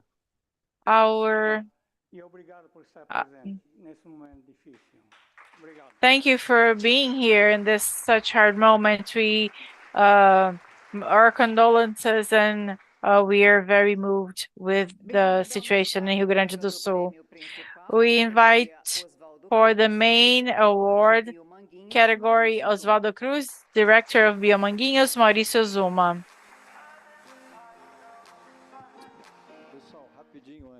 Okay, first of all, we'd like to talk with our friend Daniel, who is in Porto Alegre. Our solidarity for you. We sent a message for him and for his team. We are condolences for the population of Rio Grande do Sul and Porto Alegre, and we are here to help you with whichever you need. And we'd like to thank the judging commission. Without announcing the results, the women were so much ahead of the men in the results of the awards. So the last award, after this very kind words for Daniel and the Gaúcho people, as the Oswaldo Cruz Award. He was a physician, scientist, microbiologist, and he was a pioneer in the fighting main diseases of his time, bubonic fever, yellow fever, among others, and he took the sanitary measures to clean the cities and the streets to fight against yellow fever and the disease, and his name is within the Oswaldo Cruz Foundation, the Fiocruz. So it was a very hard choice. We believe that the national measures have to be very well directed, and this is why this was the reason of this choice. So it was VAC 25, in vitro transcription of mRNA vaccine synthesis step risk assessment that become a strategy documentation and Bio-Manguinhos. And the winner and the main author is Rafael Loureiro de Azevedo.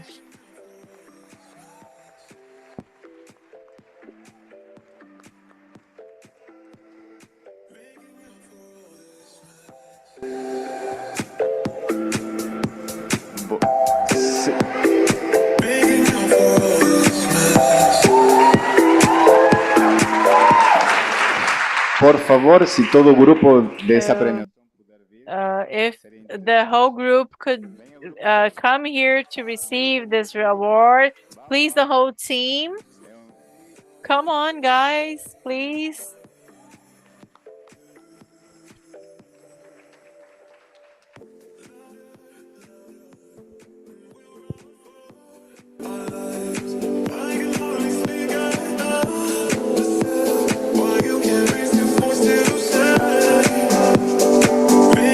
For all this mess,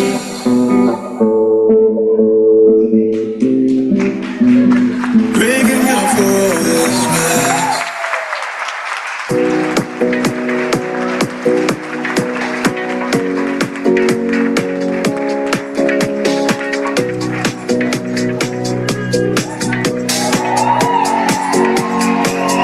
Well, you only need the light when it's burning low. The song where it starts to snow. Only know you love her when you let it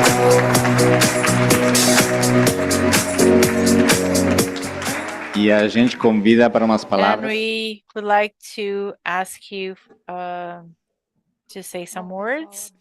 Okay, I'm not Rafael. You have seen me here this morning, and Rafael is the person from the team in immunological laboratory who is responsible for quality assurance in the mRNA project, and it has been a joint effort. So I'd like to express my gratitude to Rafael because she is opening this field, which is very difficult for those who are from research and development, and due to her efforts, and I'm also want to express my gratitude to Monique and Guilherme, Paola from VPAL that are carrying out this work together with us, and many things are being done for the first time. It was not easy, it's not being easy, but it's very gratifying when we have the acknowledgement. So congratulations for Raffaele and Bio-Manguinhos and all the team in Vepal. So let's take a picture.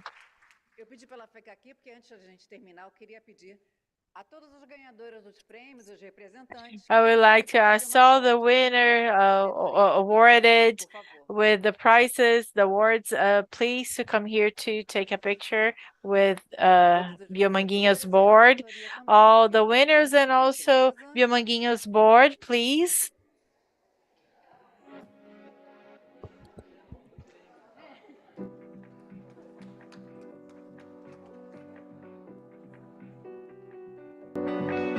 Gente, não vai embora não, hein? Tem coisa boa vindo por aí. Okay, don't leave, please. We have good surprises coming up.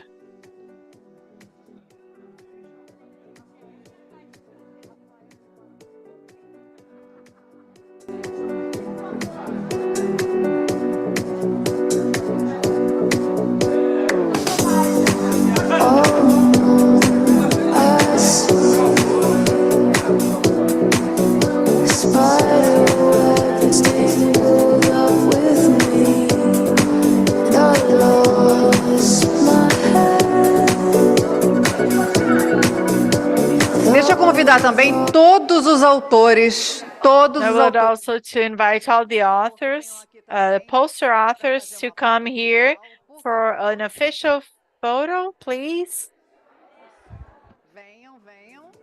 Come.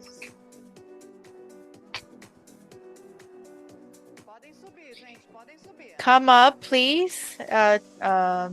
Take the stage, please.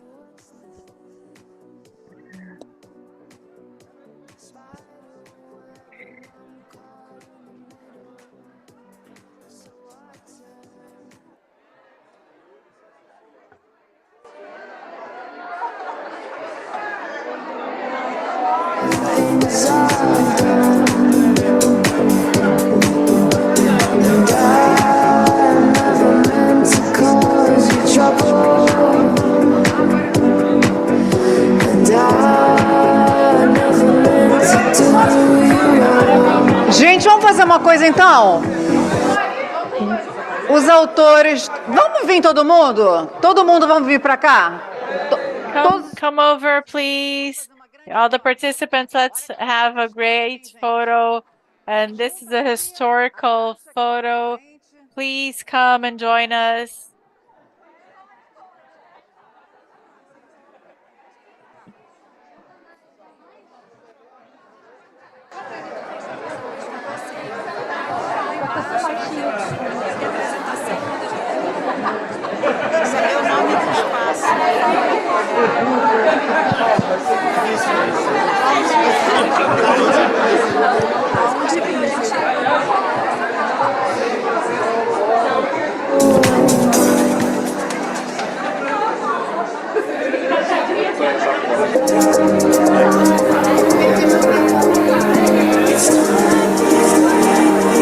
Gente, essa foto é histórica, hein? Quem tá This is historical photo.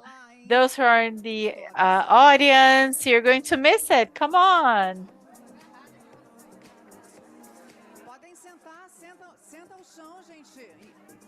Come on, you can sit on the floor.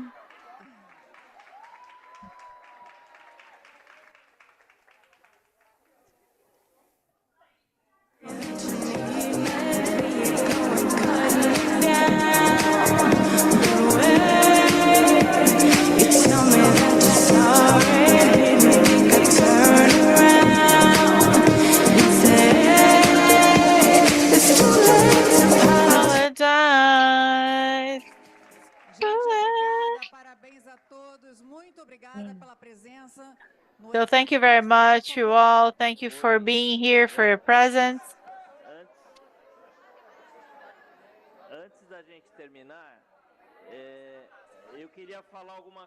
So before we end, I would like to say something to you. Actually, I would like to say that it was very moving this year being here, and that the awarding commission wanted to remind Daniel's role and during this process, and that unfortunately he was not able to attend and participate in this celebration.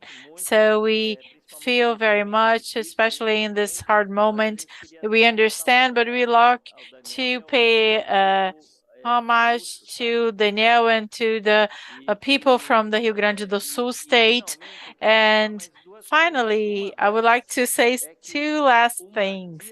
One thing is that Matias surprised me because he was very well, and so congratulations as master of ceremony.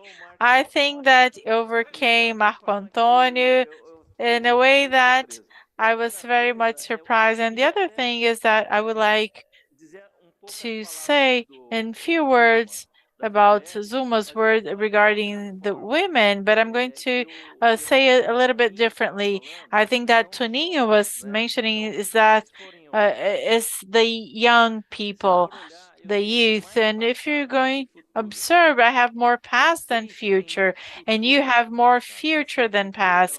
You have the whole future in front of you, and you have to make the revolution. You have to change the world. You have to defend the world because the world is yours. We're just ending our passage here. I have more past than future, so you have the future ahead of you. So please take this responsibility and make this a better world. Okay, thank you. Gente, já que ele falou de jovens, ele falou Okay, antes de... since he talked about youth and he's mentioned women, didn't I say that thank God it's Friday? Where are the women, Mulheres de Chico? So thank you very much for your presence. Have a nice weekend and have fun.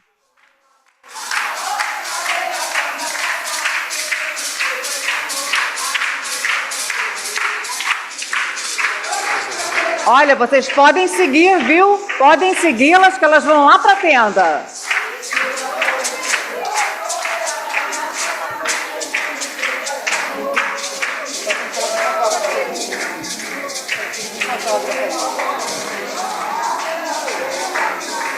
Podem segui-las, podem segui-las.